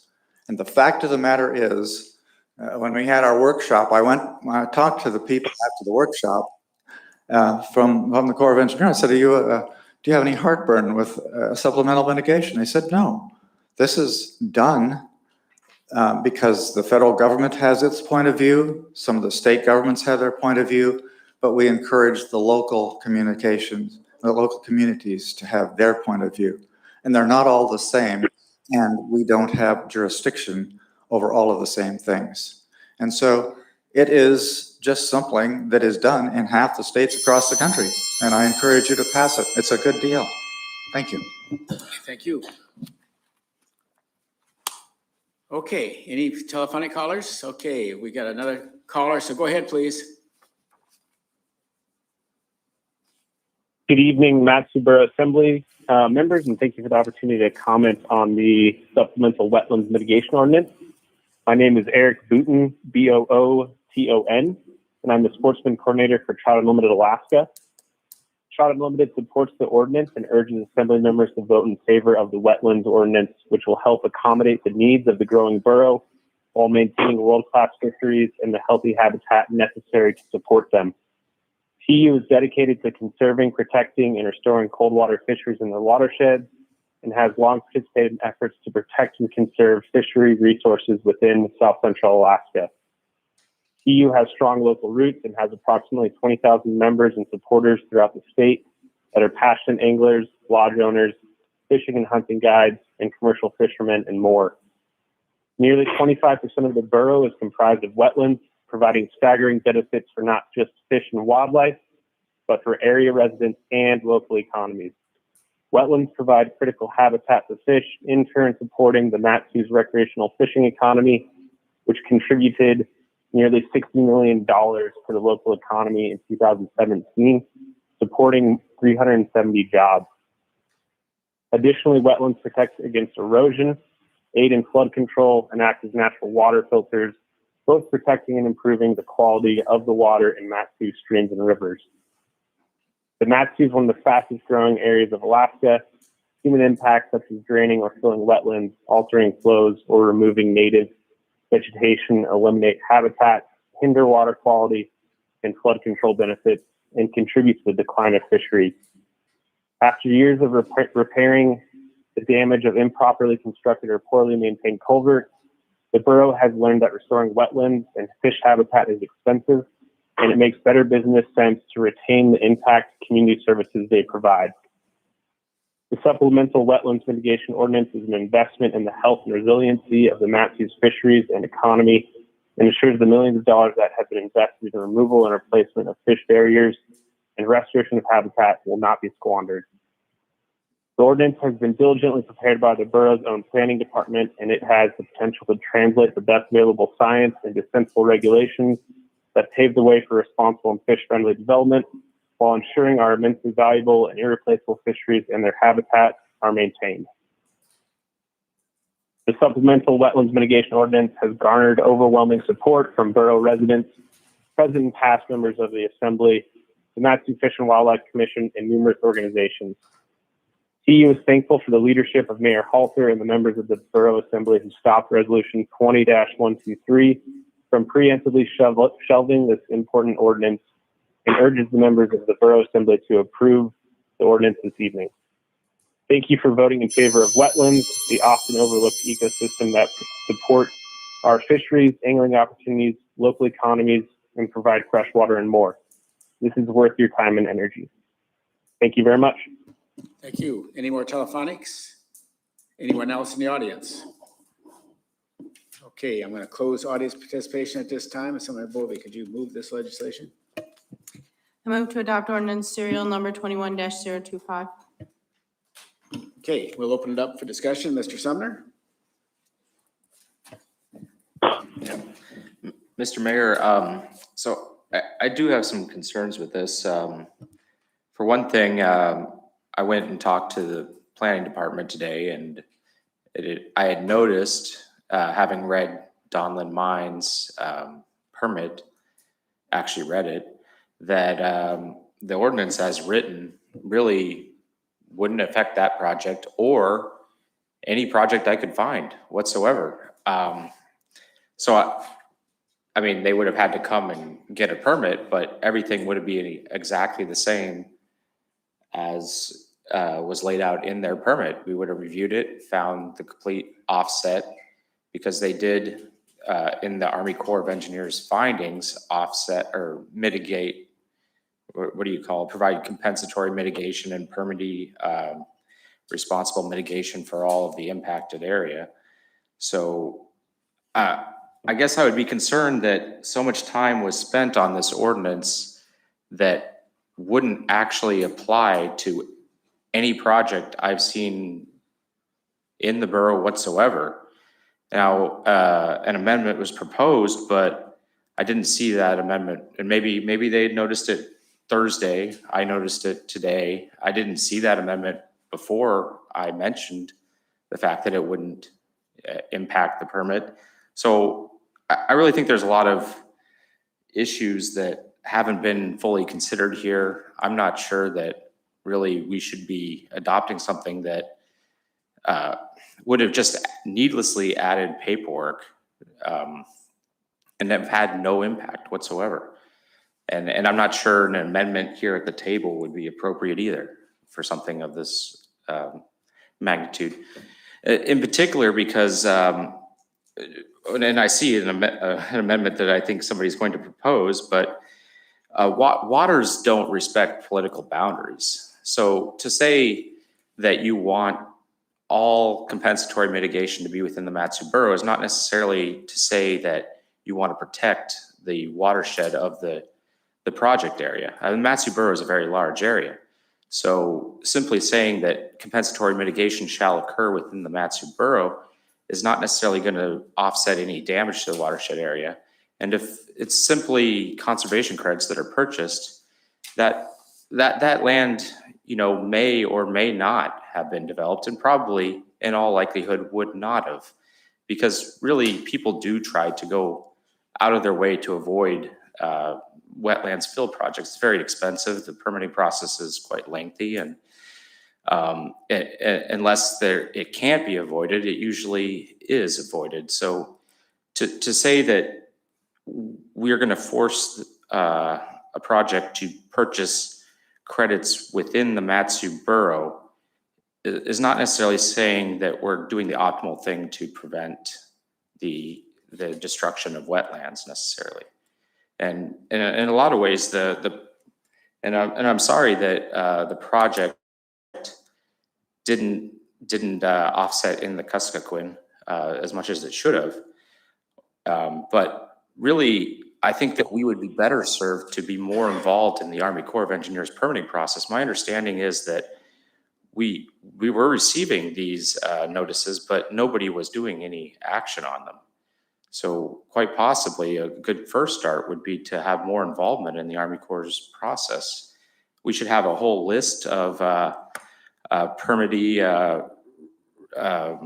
responsible mitigation potential projects, fish culverts and that sort of thing, ready to go, that we can comment with the Corps.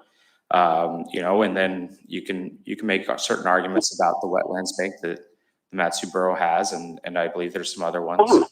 But I just don't see what really we're doing here with this ordinance. So thank you. See, Mr. Hale. Thank you, Mr. Mayor. I have an amendment I'd like to offer here. I move to amend ordinance 21-025 supplemental wetland ordinance on page 4 by adding subparagraph 17.31.040A1A to read as follows. Permittee responsible mitigation projects shall be within the boundary of Matanuska-Susitna Borough.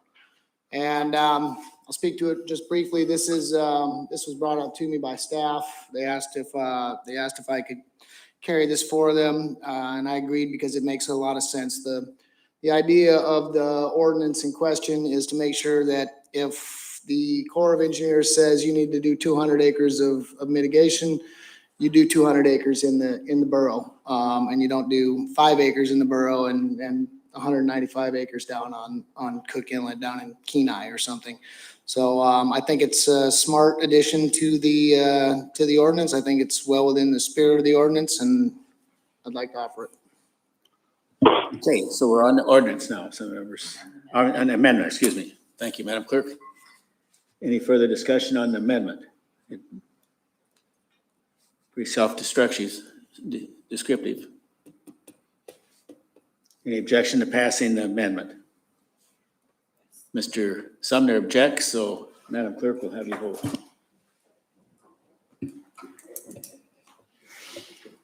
Assemblymember Yent,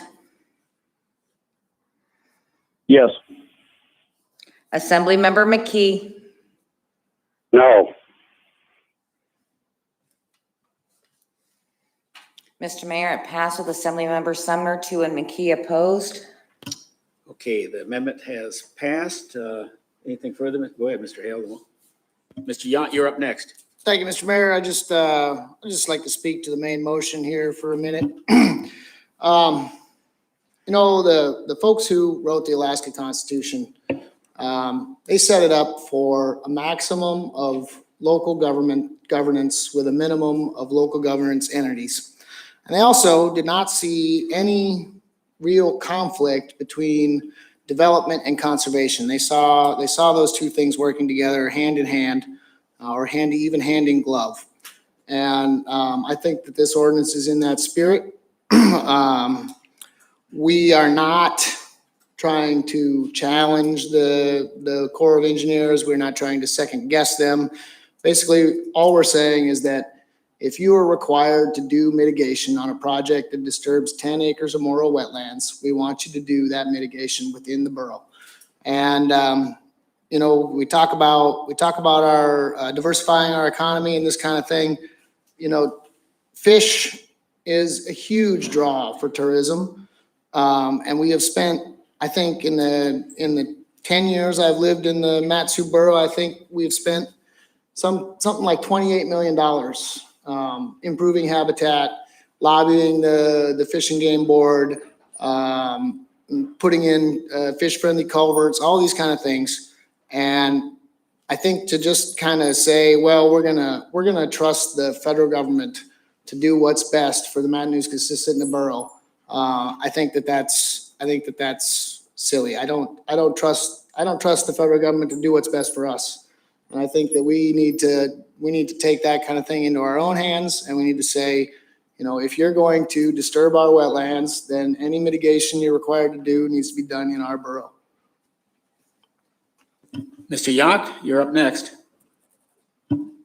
Thank you, sir. I got a few questions through the mayor for staff, and then I would like to speak about some numbers after that. So, does the Army Corps Engineers notify the Mat-Su Borough when someone's seeking a permit like this? Has there been past notification? Okay, they're coming to the front. So hang on a second, please. No rush.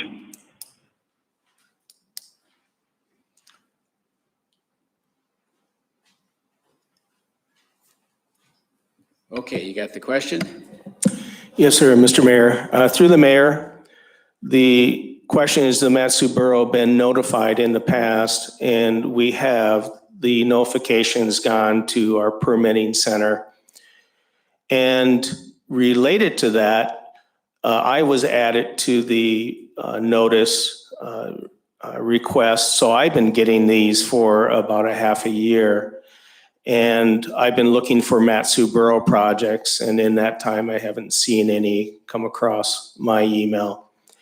There is a history, a brief history I discovered of the Mat-Su Borough making comment on projects, and that was 2018, and I don't have the date down in my head. I believe it was March, but it was a memo from former Borough Manager John Moosey to the U.S. Army Corps of Engineers on the Crooked Creek project. And essentially, this was before the Army Corps of Engineers had released their record or made their record decision on the mitigation. And Manager Moosey requested in some detail that the Corps consider the value of our wetlands and fisheries in making their mitigation decisions. And the Corps made for the Mat-Su Borough a decision of 5 out of 200 acres that were permanently impacted. Mr. Yant? Thank you. And then on a follow-up to that, I was just going to ask, is there a timeline or process for a formal appeal? And did Mr. Moosey or anybody else, has anybody ever formally appealed that decision that the Army Corps made? I believe there is a process for it. I would lean on you guys to give the detail because it is your area of expertise. Yes, sir. Through the mayor. So the Army Corps allows public comment, and the public has a chance to make those comments. The only person or the only entity that can appeal a permit decision by the Army Corps, as I understand it, is the applicant. So the Army Corps takes these comments into consideration, but the Army Corps does what it does. And then if the developer does not like the decision, the developer has a formal appeal process, as I understand it. Thank you. And then I just would like to clarify a few things, and then I'll let everyone else speak. There was a few members who spoke earlier and were either got some numbers maybe mistaken or had asked and didn't know of these numbers. So the Matsu Borough is total 16,152,320 acres. And off of our own website, we have 11 different types of wetlands. This is the Matsu Borough website, totaling close to or around 4 million acres. So, and then I do know, I already knew this before without looking at our website, but the state of Alaska, as a state, not just our borough, but we have about 63% of the wetlands in the entire United States is in Alaska. So I wanted to mention some of that stuff just in case anybody needed any of that information to help them with their decision. So thank you. Okay. More discussion, some members? Yes. Mayor? Go ahead, Mr. McKee, then. Oh. Okay, can you hear me? Yes, you're coming in. Can you hear me? You're coming in clear. Okay, look, I like honesty above everything else. This ordinance would not save 1 square foot of wetland. It would not preserve one single fish because none of the money that comes from it goes toward that. In fact, by way of explanation, let's say I'm a developer. I want to develop a piece of property that requires the Corps of Engineers who come out and designate it as a wetland. Okay, so I buy a credit, which in fact that credit goes out. Ours is on Goose Creek and Fish Creek out here that is already protected by the state. Forget the Corps of Engineers, okay? As a salmon stream, it's already connected.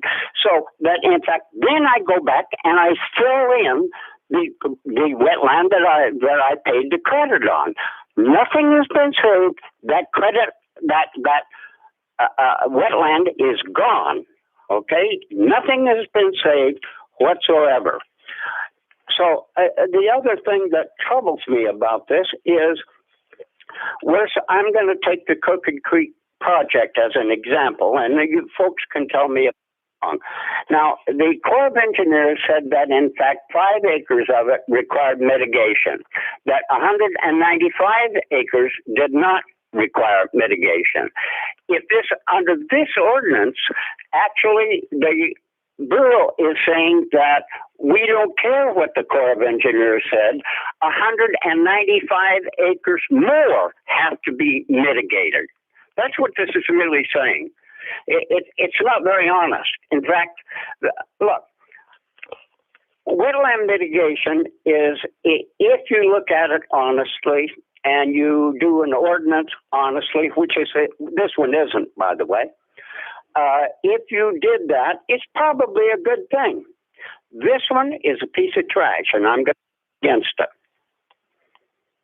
Okay, Ms. Nowers.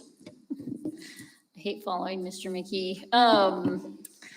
You know, I'm somewhat divided after being bit by mosquitoes all this weekend. I'm ready to drain every wetland there is, but they do play a very important role all you have to do is look to the lower 48 to see how many millions of dollars have been spent trying to recreate what was lost. So I don't think this is a wasted conversation at all in terms of trying to keep something that provides a valuable resource. And while there might be a lot more wetlands outside of districts that I don't represent, there's a lot of people in my district that care about fishing.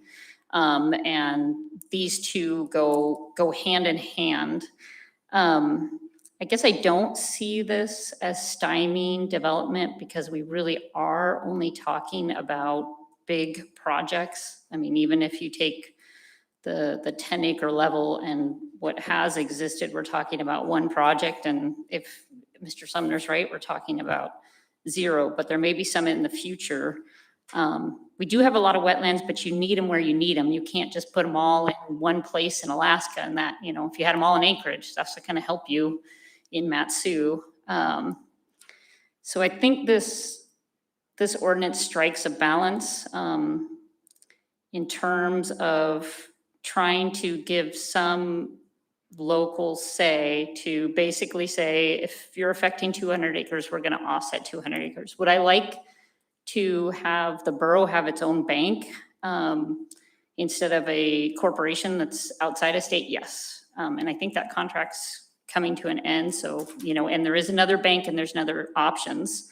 And I don't think the borough's using its own expertise. I think we're relying on the Corps to determine the wetlands. And then we're saying to the developer, we're not taking your land. We're saying you just can use one of these 4 approved methods to offset it. So we're not creating anything or trying to supplant what they do. So I guess, you know, given the importance these play and that when you have a big project, you have big impacts. I guess I see that if we were talking about small projects, small, you know, homeowners, small commercial developers, I might feel different on this one. So I think I would urge support of this at this time. Hey, Mr. Sumner. Yeah, Mr. Mayor, I'm a little confused as to where exactly this number of 200 impacted wetlands acres is coming from. Because when I read the permit, I didn't see that 200 acres would be permanently impacted. I wonder if we have some different definition of permanent impact than the Corps, but reading the ordinance, I don't see that we do. And so since we're just taking the data from the Army Corps of Engineers, I mean, what exactly are we adding here? Because they said that they mitigated the permanently impacted acres. I guess maybe we need more time to reread, but I'm not sure that there's actually something that we're addressing here that wouldn't be better addressed actually being involved in the Army Corps process rather than looking at it afterwards and just rubber stamping it, which is essentially what we'd be doing with this. Mr. Hale. Thank you, Mr. Mayor. I just to clarify something Assemblymember McKee said. When you buy a 1 acre credit, that is equivalent, that equivalent acre that you're paying for is permanently protected through a conservation easement. So you are actually protecting wetlands when you buy credits. This idea that you know none of that money is going towards protecting the wetlands is not accurate. Just because the borough already owns the acreage that is being permanently protected through a conservation easement doesn't mean that the money is not going towards mitigation. So, Mr. Yount.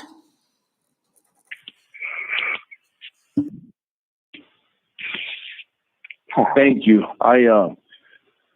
This has been a tough one for me. I've put a lot of time into this, you know, just came into a real open mind and open heart and wanted to look at everything from every angle. I grew up hunting and fishing on a lot of the rivers in the Mat-Su borough, and I do still fish many of them, although I don't hunt in our borough anymore. You know, I don't want to see any wetlands destroyed. I really don't. I don't want to see one of them. with that being said, I understand it has to happen from time to time. And, you know, it's a tough situation, but I'm struggling to figure out how this actually protects them. All it is, from what I can, you know, everything I've read and seen and looked through the Donlin White permit and then through this, you know, the projects probably are still going to happen, more than likely, right?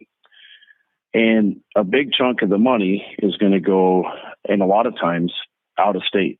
You know, we're going to get 40%, but then we don't even really get that because, you know, all the fees that come out of our 40%. And, you know, we talk about how many wetlands we got and the size of acreage. We have enough wetlands in the borough to cover 100% of acreage, about 3.2 times, 3.3 times. And, you know, when we start talking about, if we did stop a project, if we did, say you take that extra 195 credits on a project or extra 50 or extra whatever it may be, and you multiply it times the average price of the credit, which isn't that cheap, there's a good chance that this is going to end up costing us jobs in the future. And, you know, we are competing for jobs. It is a big part of what we should do, what we should be doing, and what I feel like we are doing a great job of as an assembly is trying to create an environment where eventually we don't have so many of our residents commuting to Anchorage, trying to work, you know, or commuting to the North Slope. It would be nice to give them more opportunities at home. And for that reason, you know, I've spent a lot of man hours on this, a ton. And for that reason right there is I can't support this. I don't see that it's actually going to change anything. It's just going to change the finances on some of these large projects. And it's going to end up being a job killer. So that's all I got. Thank you, sir. Mayor? Yes, go ahead. Look, I just say one thing. You know, Alaska is a large project economy. Small business doesn't do that much. We live on a pipeline. We lived on an oil spill. We lived on COVID. The idea is that we are a large project and we get a huge benefit from large projects. As far as I can see, if what we're really doing and what has actually been stated is the purpose of the ordinance is to extort money from big project people. That doesn't make sense to me. Employment is as important as wetlands to a great degree. I don't think people come to Alaska to be bit by mosquitoes and look at wetlands, okay? They really don't. And I would go back to one thing I said before, and we keep glossing over this. None of the money that we get goes to fish. Not a bit. It goes into the land management fund, and we voted, in fact, this last, March, I guess it was, to give $1.2 million of the land management fund to the Matsu Convention and Bureau. So it doesn't make sense to me what we're doing. May have had the facts a little wrong there, but Mr. Hale? Thank you, Mr. Mayor. I just want to point out that we are not adding to or subtracting from any of the Corps of Engineers required mitigation. This is not going to add to the cost of projects. They're going to have to do required mitigation no matter what we do. What this ordinance does is make sure that the mitigation that they're required to do takes place within the borough and benefits us rather than benefiting Kenai or the Yukon or somewhere else. That's all there is to it. It's not adding or subtracting any costs or mitigation acres. Ms. Nowers? Ms. Bovey's next. Thank you, through the mayor. I just wanted to respond to Assemblymember Yunt's comment about not wanting to lose any wetlands. This doesn't prevent us from losing wetlands. It basically allows wetlands to be filled in, but then say we're going to protect an equal amount of wetlands forever. So at the end of this, if we had 4 million to start with, we could allow 2 million to get filled in and we'd be left with 2 million. So I think this is an attempt to make sure you don't lose. It's not that you can't lose any of your wetlands, but it's to have enough left, and, you know, may not be the most perfect way to get there, but you're trying to find a mechanism to do that. Now, Mr. Bovee. Ms. Bovee. Thank you, Mr. Mayor. Obviously, there's a lot of misinformation and misunderstanding surrounding this ordinance. This really isn't about the wetland banks. This isn't even about Donlin. This is about the borough publicly stating that we believe we can and must balance future development and responsible wetland management. This ordinance is both reasonable and necessary, and I'll be supporting it. Okay. Mr. Two, any? Call the question. Call the question. Okay, any objection to calling the question? No objection, so the question's been called. So Madam Clerk, please conduct a vote.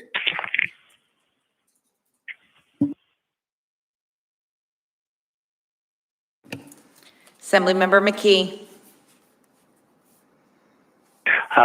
This is on calling the question, No, right? this is on the main motion, Assemblymember McKee, to adopt the ordinance. No, then. Assemblymember Yunt. No. Mr. Mayor, it has failed with Assemblymember Hale, Nowers, and Bovee in support. Okay. Maybe we should take a brief recess. Let's take a 5-minute break before we take up the next public hearing. So adjourn.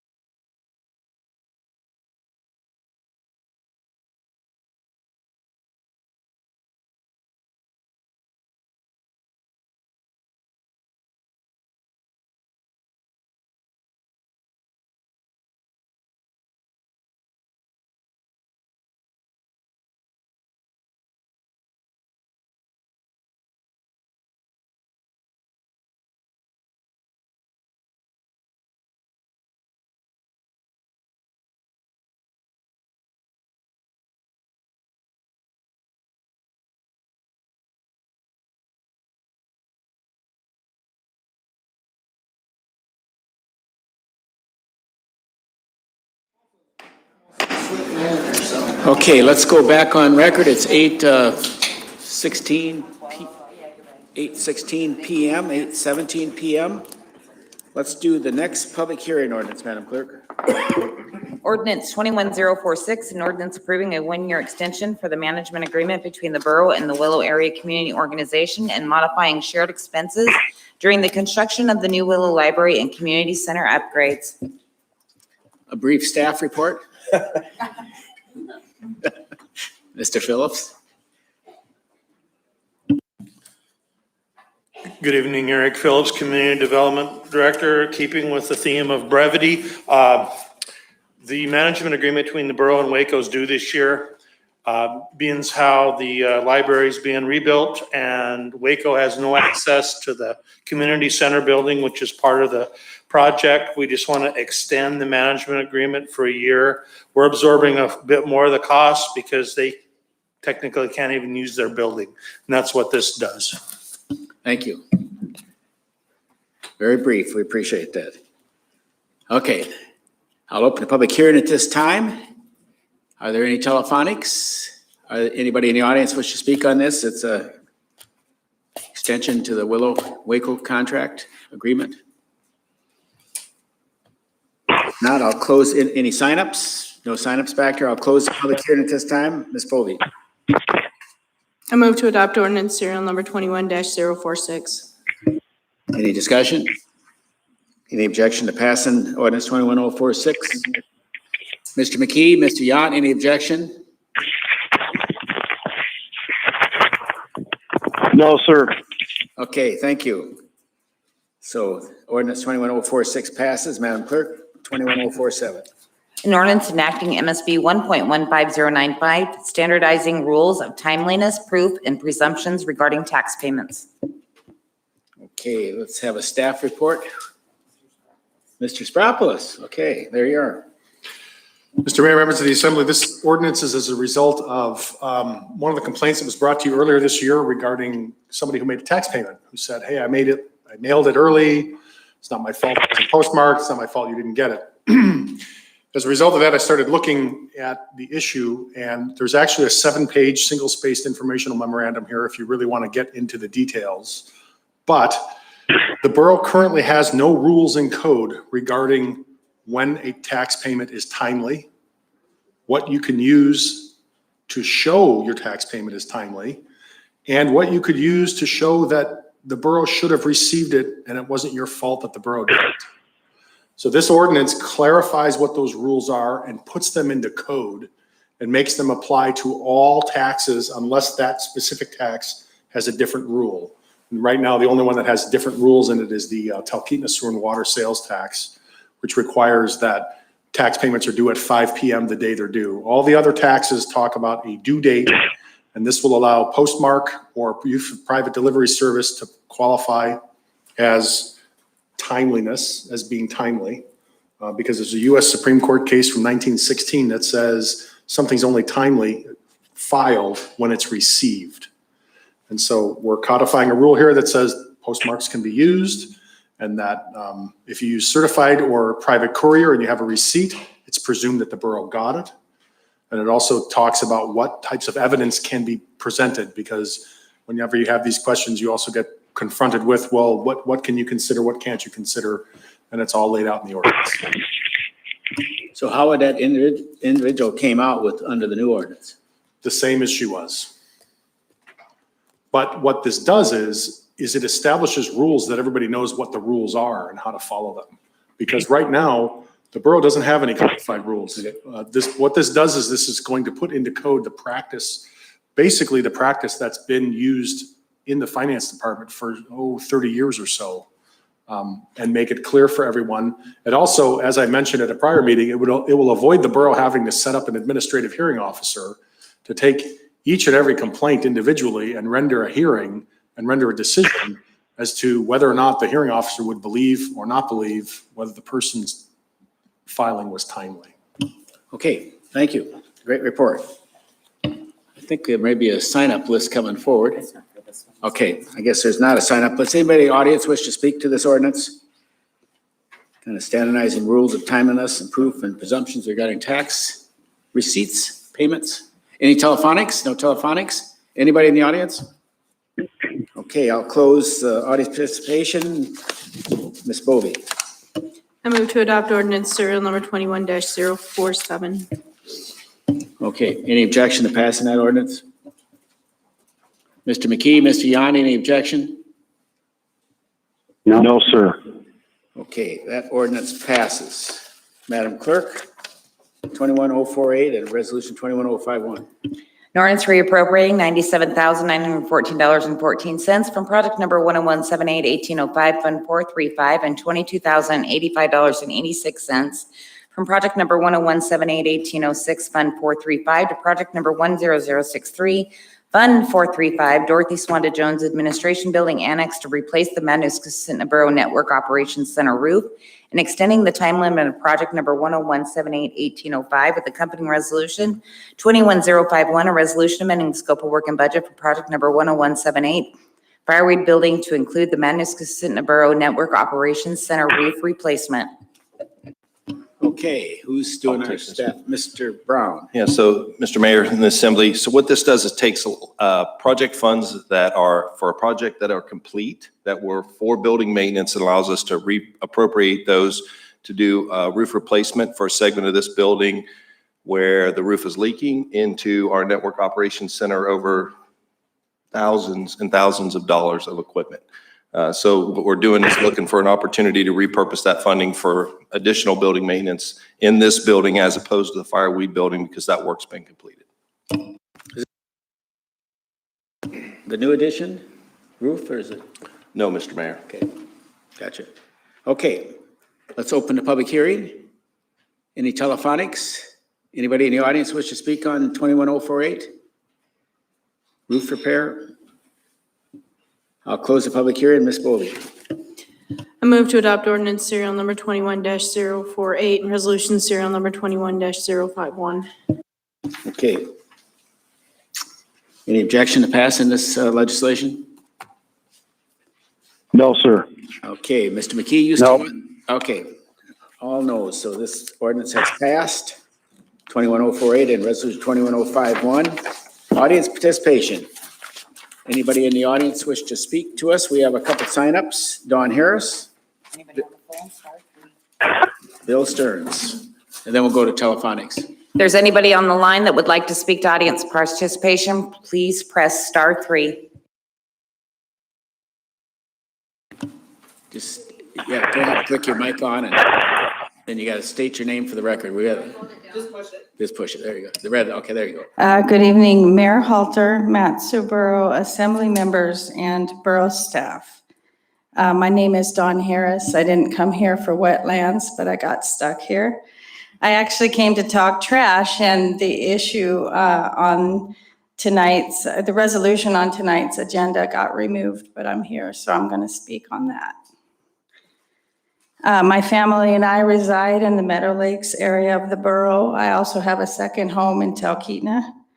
I'm an 18-year customer of Alaska Waste and a 24-year employee of Talkeetna Refuse. I am here tonight to provide public comment as a consumer on the rate changes that have been proposed at the central landfill and transfer sites. The legislation to decrease consumer fees at the transfer sites and increase the rates for private businesses that provide door-to-door service concerns me. Although it's not unusual to see consumer costs rise over time, I am worried that the cost to dispose of my trash via private service sharply increasing year after year at the central landfill, that my service will become unaffordable. There is a proposal that the income at the transfer sites be reduced, but the expenses will not be. So in a sense, those households who hire refuse services are bearing the burden of the negative bottom line and subsidizing those transfer sites. I wonder if Valley residents who don't use the transfer sites are aware of this. And what about recycling businesses? Will people take the time to sort their trash responsibly and to save money if it's cheap to dispose of? I am reminded of the Talkeetna water and sewer system. The users continued to bear the cost of a system the borough could not afford, with businesses especially getting reamed in the checkbook. It has finally become affordable because of a local sales tax. That was balked about, but now people are used to it. When the borough offers utility service to the public, it should be structured as a business. If it cannot keep the doors open, the doors should close. Just one second. As an employee of Talkeetna Refuse, I cannot finish without providing a plug for private enterprise. So I'd like to quote you something from the Freedom of Government Competition Act. Private sector business concerns, which are free to respond to the private or public demands of the marketplace, constitute the strength of the United States economic system. Competitive private enterprises are the most productive, efficient, and effective sources of goods and services. Thank you. Thank you. Mr. Stearns?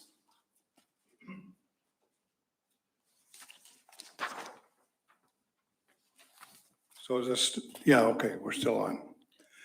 My name is Bill Stearns. I own Talkeetna Refuse.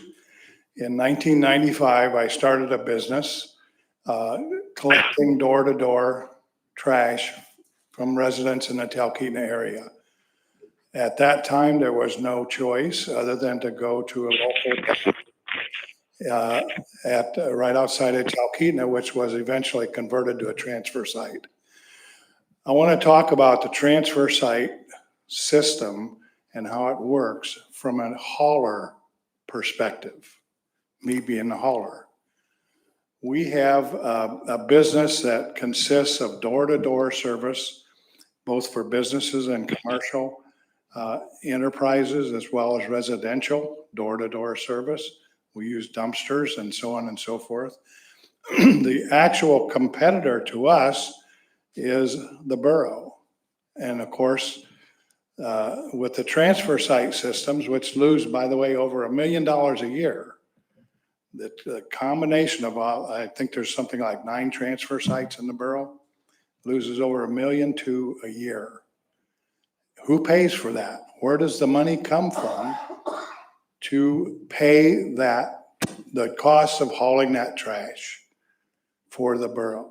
It comes from the haulers, Alaska Waste, Raven Refuse, Denali Refuse, Talkeetna Refuse, and so on. We are all private enterprises. And when these transfer sites are costing that much money to fund and so on, we are paying the price of it. And we have to pass that on to the residents. So we are just appalled, frankly, at why we are funding our own competitor. The transfer sites all lose money. You guys, for instance, propose that you lower the price of disposal at the transfer sites. Where's the money going to come from? Us haulers. Now, I understand that this proposed ordinance was pulled earlier this evening, but you know, we drove down from Talkeetna to address this, and I think that I'd like to see more discussion about how private enterprise is going to be impacted by these transfer sites. We are closer to all the transfer sites, that is Talkeetna Refuse is closer to all these transfer sites than anybody else. So who's impacted the most? We are. We're a local business. We hire locally. We're not outside owned, and so on and so forth. And so we have no choice but to continue to increase our prices, which is going to drive our customers to the transfer sites even more and more. It's an ugly spiral that goes nowhere but down. Thank you. Okay, thank you. Any telephonics?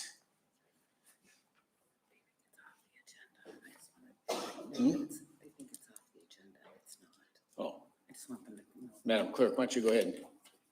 Just to clarify, that resolution is still on the agenda. It was pulled off the consent agenda to talk about separately. So the assembly will still be talking about it tonight. There'll be debate on it coming up. Okay, anybody else wish to speak on audience participation tonight? Any telephonics? Okay, we'll close audience participation and now we'll go to the consent agenda. But first, Madam Bovee is going to remove 21048 so the borough attorney can speak to it. I think you just did. I'd like to pull AM 21-048. Thank you. Okay, so Madam Clerk, everything except 21048, 21054, and 21061, I guess. Resolution 21053, a resolution amending the scope of work for project number 47525 to include equipment and build out costs for the Montana Mountain Networking and Repeater Site. Resolution 2160, a resolution amending the scope of work and budget for project numbers 475-532, Federal CARES Relief Act COVID-19. AM 21047, approval of contract amendment to contract number 2146P with Kinney Engineering for the official streets and highways plan update to extend the project completion date to August 16th, 2021. AM 21049, awarded proposal number 21142P to Kinney Engineering LLC in the contract amount of $200,902.70 to design the Felton Street extension. Okay, any objection to passing that portion of the consent agenda? Oh, Madam Bovee, go ahead and move those items. Move to approve the consent agenda is read into the record by the clerk. Any objection? That portion of the consent agenda No, sir. is passed. Okay. No. Resolution 21054. A resolution approving a change to the fiscal year 2022 schedule of rates and fees for central landfill and the transfer sites to go into effect July 1st, 2021, pulled by Assemblymember Bovee. Okay, go ahead and move it. I move to approve resolution 21-054. Okay, Chair, you go ahead. May we have a staff report?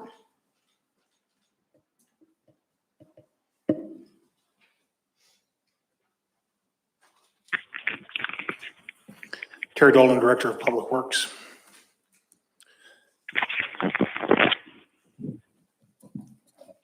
So since this document was published, we did some analysis on the contents just to provide dollar amounts for the Assembly's use. We believe from the estimates that we have that these proposed changes would result in a reduction in revenue of about $1.9 million. The previous reductions in the rates for the solid waste system amounted to about $600,000. So altogether, this will reduce revenue by about $2.5 million out of an $8 to $9 million program. The revenue that remains, our initial analysis is that it's not sufficient to cover the operating costs of the system or the capital costs. So as you know, we have on average around $1 to $2 million a year in capital costs, but they don't come to us in $1 to $2 million events. They're more like $5, $6, $7 million events. For example, when we open a new cell, it costs us about $7 million. When we close one, it costs us around $5 million. And there's other events. Some members may recall we put in a gas management system this last year, multi-million-dollar events with years in between where there is no requirement for capital. On the operating side, 8 years ago, and I know Mayor Halter remembered this very well, this system operated in the red and was accumulating a deficit every year. Over time, we very slowly raised rates. And every time I had to take out another loan for capital, I would bring it to the assembly and explain that how much revenue would be needed to pay that loan back. And we slowly would add that revenue into the program. So we built it up to a point where it was pretty close to revenue neutral. Certainly, we were revenue neutral on an operating basis. We may even have been revenue neutral on a capital basis, but very close. Difficult to know exactly for sure, but I think we were very close to being completely revenue neutral. So this will put us back at operating at a deficit on average of about $2.5 million a year. Is that sufficient?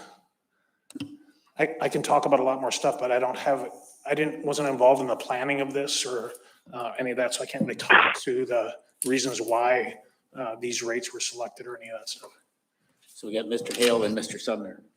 Thank you, So Mr. Mayor. You might as well stay close, Mr. Dolan. So I looked at this on the website when I was studying for tonight, but I can't quite remember what all the different variations were. Is there a hard copy here that I could get like out front or something? Can I go grab a hard copy real quick? You're talking about what was given in the agenda tonight? Yes, the resolution.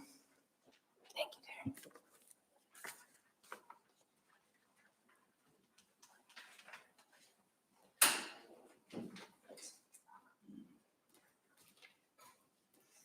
And then I guess I have a question for Director Dolan through the mayor. So during the budget process, we lowered the fees on a few items, trash bags, up to 3 trash bags or 30-gallon trash bags or whatever. How does that trickle down to the transfer sites? Would we expect because of the reduction in costs at in the fee schedule, would the reductions in costs be passed along at the transfer sites for what we did during the budget cycle? Certainly the bag rate would have an impact at the transfer station. I think most of our transactions at the transfer station are by bag rate. What the reductions that were previously made did not cover larger loads of waste. For example, if you brought in a large pickup truck that was filled to the roof of the cab, it would be somewhere right around 5 yards of waste, and those quantities were not covered in the previous reductions. So this adjustment covers a much larger volume of waste compared to what was previously made. Mr. Sumner? So I just wanted to clarify, you did say that this would reduce, you believe, revenue by $1.9 million? Yes, that's correct. That's our best estimate, about $1.9 million in revenue cuts for this, plus another $600,000 for the previous adjustment is $2.5 million. Do you have an estimate of how much of a deficit the transfer stations as an aggregate would be running at that point then? Yeah, so right now they run right around 1.2 million a year, maybe 1.1 right in between there. And we believe, and this is very difficult to calculate because we don't know the effect of the change on people's behavior. And I'll tell you about that in just a second, but we think it's much closer to $2 million a year is what the loss is in the transfer station system once you implement these cuts. So the reason I can't give you a more accurate answer is that the typical behavior that we've seen among residents when they dispose of their waste is to flock toward the rates that are the cheapest.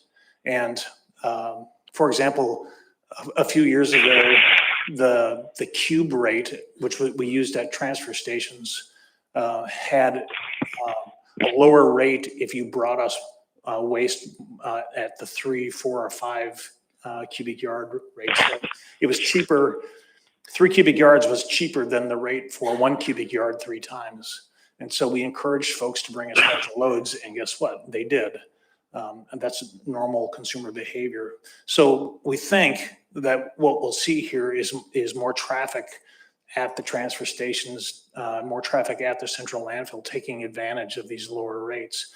Assemblywoman Mowers and I have talked extensively about the problems that creates because the facilities already really are at their maximum capacity in terms of serving the public, in terms of the number of visits. And when you do something like this, you're encouraging folks to drop their service from the haulers and bring their waste directly to the landfill, and you have more and more visits. So that's why I can't really tell you the real cost of this over time, because I can't really accurately estimate the public behavior once these rates would go into effect. How much loss do you estimate? If this resolution passes, how much loss per year? You at 1.9 million? Yes, sir, that's correct. We're gonna go into the red, 1.9 million. I think that we'll be in the red pretty close to $2 million. So we already took 600,000 out from a previous cut. So it just depends on what our capital requirements are, and sometimes those are difficult to project. We have a plan going out like 20 years of what we think our capital requirements will be. But for example, this gas management system that we put in place last year, we didn't expect to have to install for another 20 years. And so the other thing is that regulatory requirements that are difficult to predict get forced on us, and they're unfunded. And so then we have to come up with capital to create compliance. One of the big things that we thought was a potential was that the old dump, the Wasilla dump that's underneath what is now Smith Ball Fields, I've been telling the assembly for a couple of years now, was leaching diesel range organics and gasoline range organics into the groundwater. And there was a strong possibility that we may have to dig that whole thing up and move it into a lined landfill cell, which would cost us potentially around $25 million. So are those kinds of things that are very unpredictable. But for the things that we can predict, we believe that we'll be right around a $2 million or so deficit in the transportation systems, and more than $1 million in the system wide. So you agree with some of the testimony that was here tonight, that people are gonna flock or switch over allegiance from the haulers over to? I think it's very likely, I think it's likely that more remote businesses that provide these services, and when I say remote, I'm really talking about from Willow North and then up the Glen Highway past Sutton. Businesses that provide waste services in those areas will still be paying the same rate when they bring their commercial vehicles to our landfill gates. And that means that we're creating rates that are anti-competitive. We'll be taking a loss on every transaction we do at the transfer stations and at the central landfill, not the commercial side, but the residential side. So yeah, I think it's likely that companies will lose business, and some of them potentially will fail because of this. Mr. Hale and Mr. Tu. Thank you, through the mayor, to Director Dolan. I'm sorry, I'm sure you said it, but I missed the number for the total number that we would be subsidizing. You say it would add an additional $2 million, but really I guess the main part of my question is, where does that money come from? The area-wide fund, the non-area-wide fund, or the solid waste enterprise fund for the transfer sites, for operating transfer sites? What you'll see happen when there's not sufficient funds to pay our operating costs as an enterprise fund is that the finance director will still pay our bills, because they're still the borough's bills and they have to be paid. And what essentially she'll do is use area-wide tax funds or other funds that are available to her to pay those bills. And then on the capital side, when I need money for a new cell or to close a cell as required by DEC, I'll have to borrow those funds. And typically we get an interest rate of, right now it's about 1.5%. It's federal pass down money that comes to us through the state. So those are the two sources of revenue that will make up for the larger shortfall that this will create. But currently, the transfer sites are paid for by the enterprise fund, is that? Yes, that's correct. So essentially the fees that we collect in the core area, mostly from haulers, commercial haulers, but I don't, you said subsidized earlier. I don't use that word because Mayor Halter taught me not to use that word. But the system, most of the revenue comes from those haulers, those commercial haulers, and the system overall is essentially revenue neutral today, but this will be the end of that. So I do appreciate the input from the haulers here tonight. And I use a hauler myself. I have a bin that I haul out to the end of the driveway every week.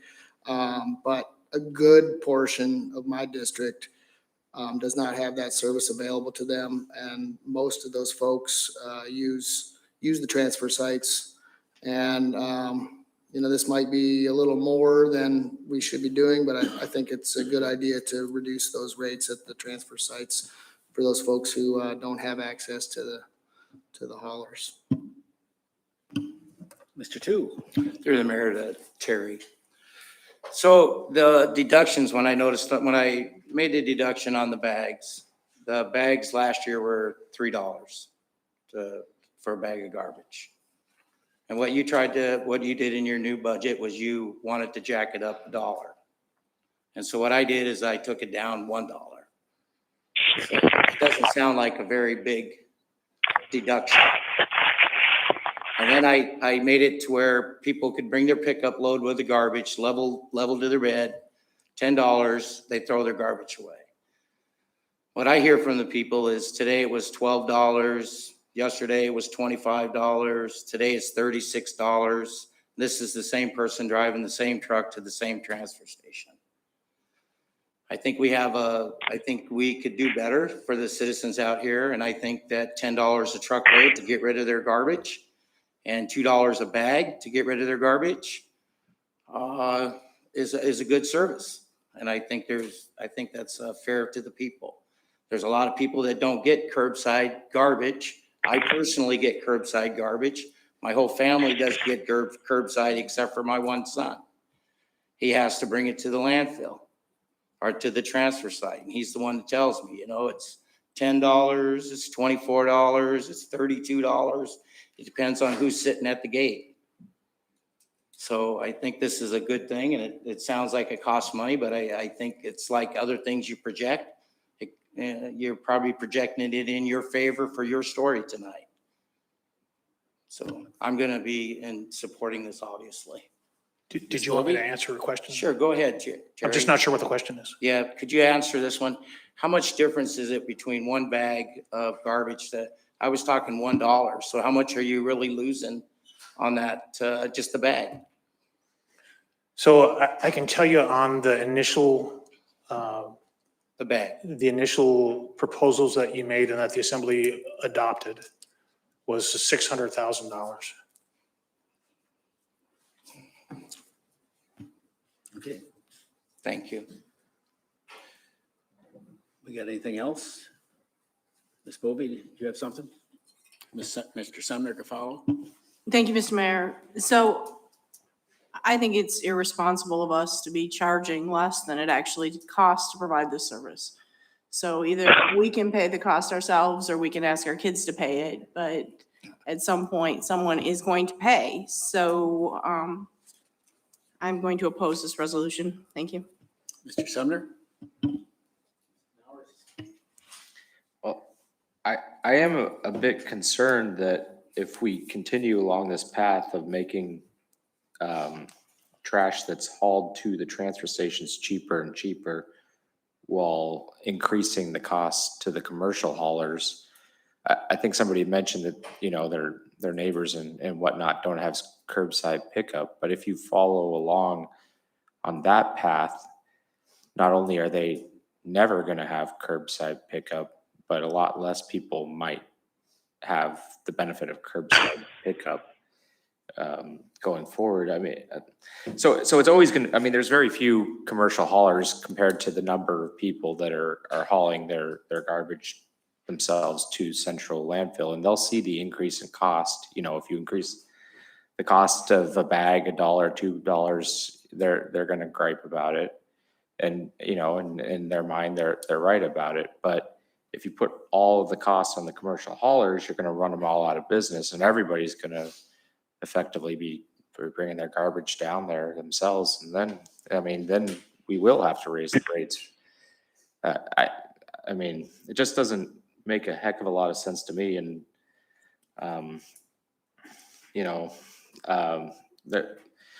the service provided by commercial haulers is a pretty convenient one. I don't know that we necessarily want to strongly or discourage that. Um, and we do have to be mindful that, you know, we can essentially through subsidies operate as a monopoly. That doesn't necessarily mean that we should in this particular field of transporting garbage to the dump. I'm not certain that we can do it more efficiently.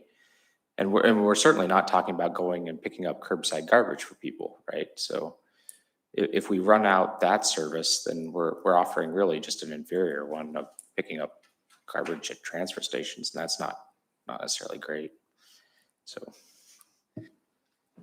Ms. Nowers and Mr. Yant, you're up after Ms. Nowers. Thank you. You know, what I see in my district is split. There's some folks that like us who take the, you know, under 200 pounds to the dump, and we have a 20-year-old pickup we call the Scow, and that's the only time it goes out. It's perfect for the garbage right in the back. But not everybody in my district, you know, a lot of them just prefer to have a curbside come because they don't have the vehicle or they don't want to deal with the hassle of going to the dump. So I guess I agree with Assemblywoman Bovee that I fear by doing this, we're just pushing off a cost to our future generations. And the interest rates are low right now, but they don't seem like they're going to stay that way. So I think this could be a money loser for us in the long run if we have to come in and borrow money later. Mr. Yant? Yeah, I'd like to add a few things. I've studied the model. My dad lived on the peninsula for about 12 years after I graduated high school, and I've spent a little bit of time studying the model down there. Refuse is 100% free there, but it's not free, right? Nothing is free. And so in the sense that our road maintenance is free at home, we all pay for it in our taxes, right, against our properties, even renters, because property taxes affect them too. But the Kenai Peninsula Borough can get away with it because they have a sales tax down there. They have a massive amount of tourism, and that is a direction that I hope that we eventually head in. I'm a big fan of obtaining revenue in from any source we can, other than our own pockets. That's why I do like that model. Eventually, when we have a ton of tourism in the Mat-Su Borough, that's a model we may look at. But I want to remind everybody that lowering this isn't going to set us up for failure in the sense that we're going to have to borrow money later. What it means is we have to balance a budget next year and every year afterwards. And so it's probably going to come out of other funds. It has to, right? We got to pay our bills. And so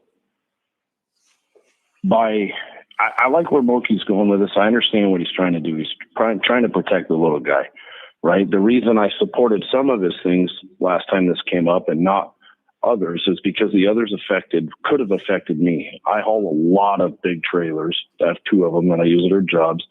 They go to the essential landfill there sometimes 3 to 5 times a week. I mean, we haul tons and tons and tons. And that's why I didn't lower that, because I didn't want anybody to say, well, you're just trying to help yourself, right? So I did like the idea of lowering the bag and the truck rate, because I know, a lot of people that can't afford the convenience of trash service, that would help them in a very positive manner. And the biggest reason I like the Kenai Peninsula is the businesses still thrive down there. There are people that will pay for that convenience, but really at the end of the day, those who can't afford it, we don't want them burying their trash on site or putting it somewhere, in a ditch line. Or I would love for it to be completely free, even though I know it's not free. We all have to pay for it. So I guess we're not going to figure this out tonight. It's just not going to happen. And I do trust that Mr. Dolan can give us good advice in the future on how we can address this, and Cheyenne, especially from the finance department. But for now, I'm going to definitely support Mr. Tu's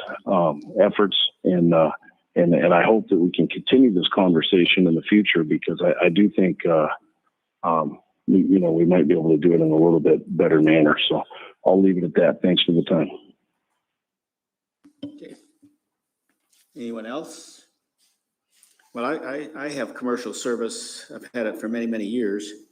I doubt if I'd switch over, even if the fees are going down.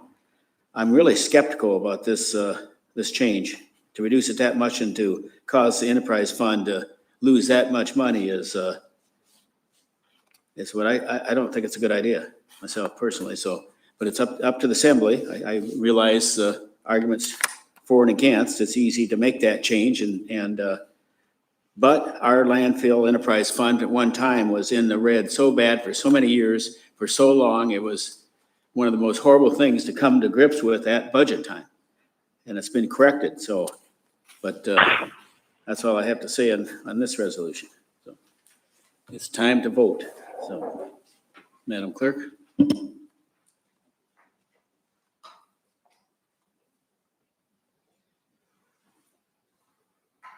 Hello. Assemblymember Yant. Yes. Assemblymember McKee. Yes. Mr. Mayor, it passed with Assemblymember Sumner, Nowers, and Bovee opposed. Okay. So Resolution 21054 is passed. Resolution 21061. Madam Clerk. A resolution in support of Butte Community Council's application for permits to place community signage within the right-of-way along the Old Glen Highway, pulled by Assemblymember Hale. Mr. Hale, could you move that? Thank you, Mr. Mayor. I move to adopt resolution 21-061. I pulled it because I just wanted to speak to it briefly. Butte Community Council asked me to bring this forward. They are looking to put 2 welcome to Butte signs in the right of way at the boundaries of our community council area. One at the Old Glen at Smith, and then one on the north side of the Connect River Bridge. And those are DOT right of ways, so they require a DOT right of way permit. And the permit officer, I guess, the permitting officer said that it would be very helpful if there was a resolution from the local governing body in support of it. So I just hope that we can get unanimous consent on this, and they can get up their civic pride. Okay. Any further discussion? Any objection to passing resolution 21061? No, sir. Is this No, legal? sir. Mr. Sparkles? Is this legal? Is this pass muster? Okay. I should have known. I could just tell by the language. Okay. Any objection to passing 21061? Doesn't sound like it. So 21061 is passed. Then we'll, Ms. Bovee, AM 21048, if you'd move that, please. Awarded bid number 21150B to Roger Hickle Contracting Incorporated in the contract amount of $33,270,169 to construct Houston Middle School. Now, Ms. Bovee, could you move that? I move to approve AM 21-048. Mr. Spropoulos is gonna. Mr. Mayor, members of the Assembly, I asked this get pulled to be amended. Assemblymember Bovee has an amendment to insert into the IM that the contract will only be awarded it will only be awarded if the hearing officer upholds the purchasing officer's decision on the bid protest, just to make sure everything's clean. As I explained at the beginning of the meeting, there is a protest filed. We are asking that you approve it now, but we'd like to put into the AM that the contract will only be actually signed, executed, if the purchasing officer's determination is upheld. And Assemblymember Bovee has that amendment. Okay, Ms. Bovee. I move to amend AM 21-048 to add the following language at the end of the AM. Execution of the contract will not occur unless the hearing officer upholds the purchasing officer's determination on appeal. Okay, everybody got the amendment? Mr. Sumner, questions? I don't know if I approve of that. Are we somehow saying that we doubt the judgment of our purchasing officer? Because, I mean, yes, somebody's filed an appeal, but they weren't, to my knowledge, a respondent bidder. That's correct. So what we're doing is we're preventing, what we're doing is you're saying the person who's in line to get the contract can't show up and demand that we execute it because the assembly approved it. Because the assembly approval is going to say it can't be signed unless the purchasing officer's determination is upheld. So earlier tonight, we were focusing on the party that filed the appeal. Remember, there's a party who's a low bidder who's ready to go forward. And as I explained, we need to let this process run its course before executing the award. We'd like to put that in the AM. It's going to be in the contract agreement, correct? In the AM, you want it in the AM? Yeah, as per Assemblymember Bovey's amendment. Go ahead. So what would happen if we just approved the contract and the manager or the purchasing guru, whatever, signs it? Because I asked this because we've already had significant delays on this Houston Middle project. So if we just proceeded with our respondent low bidder, what would happen? Well, that would largely depend upon what the outcome of the bid protest appeal is. If the borough wins the bid protest appeal, nothing. If the borough loses the bid protest appeal, it could be messy. That's a technical legal term. So that's why our advice, as I said earlier at the beginning of the meeting, the advice is to approve award of the contract, telling everybody it wouldn't be executed until after the bid protest is over, and move forward. When was the last time we lost one?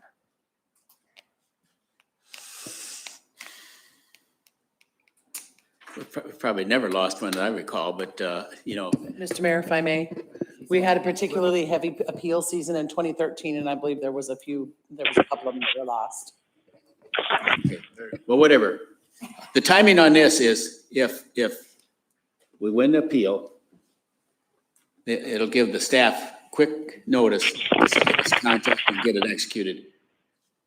That's what's going to happen. There won't be any further need for another meeting, so if we don't pass the consent agenda tonight with this in there, with this stipulation, this amendment in it, we were just going to be slower depending on what the hearing officer decides. Hearing officer may decide in our favor, he may not. If he doesn't, Mr. Spropoulos is correct.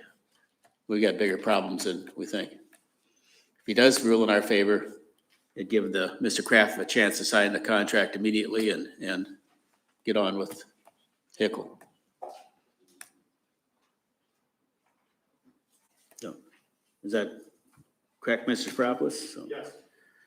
Okay, so the amendment that Ms. Bovey just presented, any objection to passing that amendment to 21048? Okay, they got an objection, so Madam Clerk, we'll better do a roll call vote so these two upstairs on telephone can do it.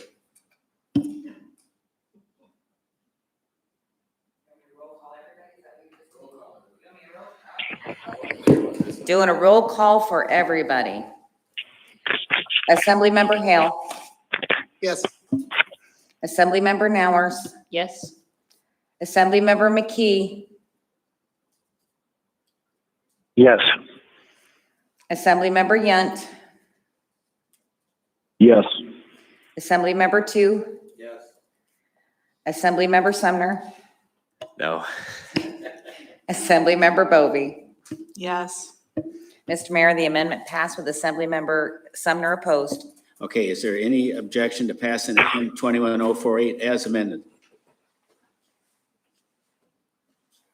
Any objection at all? Any objection, Mr. McKee or Mr. Yount? No. Okay, No, sir. 21048 passes as amended, and hopefully it will come out in favor for the Matsu Borough. No unfinished business, no vetoes. We are at introductions, Madam Clerk. Introduction for public hearing on June 15th, ordinance 21049 with accompanying resolution 21052, ordinance 2150 with accompanying resolution 21055, ordinance 21051 with accompanying resolution 21056, ordinance 21052 accompanying resolution 21057, ordinance 21053 with accompanying ordinance 21058, and ordinance 2160 with accompanying Resolution 21053. Okay, Senator Bovee, could you move those introductions? I move to introduce the legislation as read into the record by the clerk and set the public hearings for June 15, 2021. Any discussion? Any objection? Hearing none, that legislation is introduced. The vacancy report, Madam Bovee. I move to confirm the mayor's recommendations as follows. Board of Ethics, Patrick McKay. Bogart, RSA number 25, Jennifer Knopke. Resignation of Joe Merrill. Okay, any objection? Hearing no objections, the vacancy report is approved. We're down to comments, basically. There's no other new business, referrals, or reconsideration. So, Mr. Sprapas, any further comments? No further comments. Thank you for the meeting. Mr. Manager? Nothing, Mr. Mayor. Madam Clerk? Mr. Sumner? Yeah, I just, I am concerned about the reduction in revenue to the landfill without a commensurate reduction in expenditure. I think that we're just pushing off, and probably not as long as people might think, the increase in fees that will make up for that. So. Ms. Nowers? Mr. Tu? Mr. Hale? No comment, thank you. Mr. Yan? No comment, sir. Mr. McKee? Yes, I do. Okay. When we passed the giving the Matanuska-Susitna Convention Bureau people $1.2 million, they agreed that they would provide us with a written copy of the budget on how they intended to spend that money. I checked with the deputy borough manager. We have not received that document yet. And I bring this up for a pretty good reason. You know, we give those folks a lot of money to get the word of the Matsu Borough out. I would offer up this past weekend the Rodeo Alaska, a private sector group, in fact, brought up put on a bull riding event here that was nationally televised, I might add, and got extremely good ratings. And it didn't cost the borough a nickel. But that was on the griddle for quite a while. And it really would have been to the benefit of the Matsu Convention Bureau people to actually contact those people and see what they could do. Maybe give them a little bit of bucks and get a little bit more Alaska nationally shown. And that never happened there. If we're going to have Alaska exposed to the nation, we have to have some fairly innovative thinking from the folks that get the money, and I'm not seeing that. Ms. Bovee? Did I get you, Mr. Yant? Hello? Mr. Yant, comments?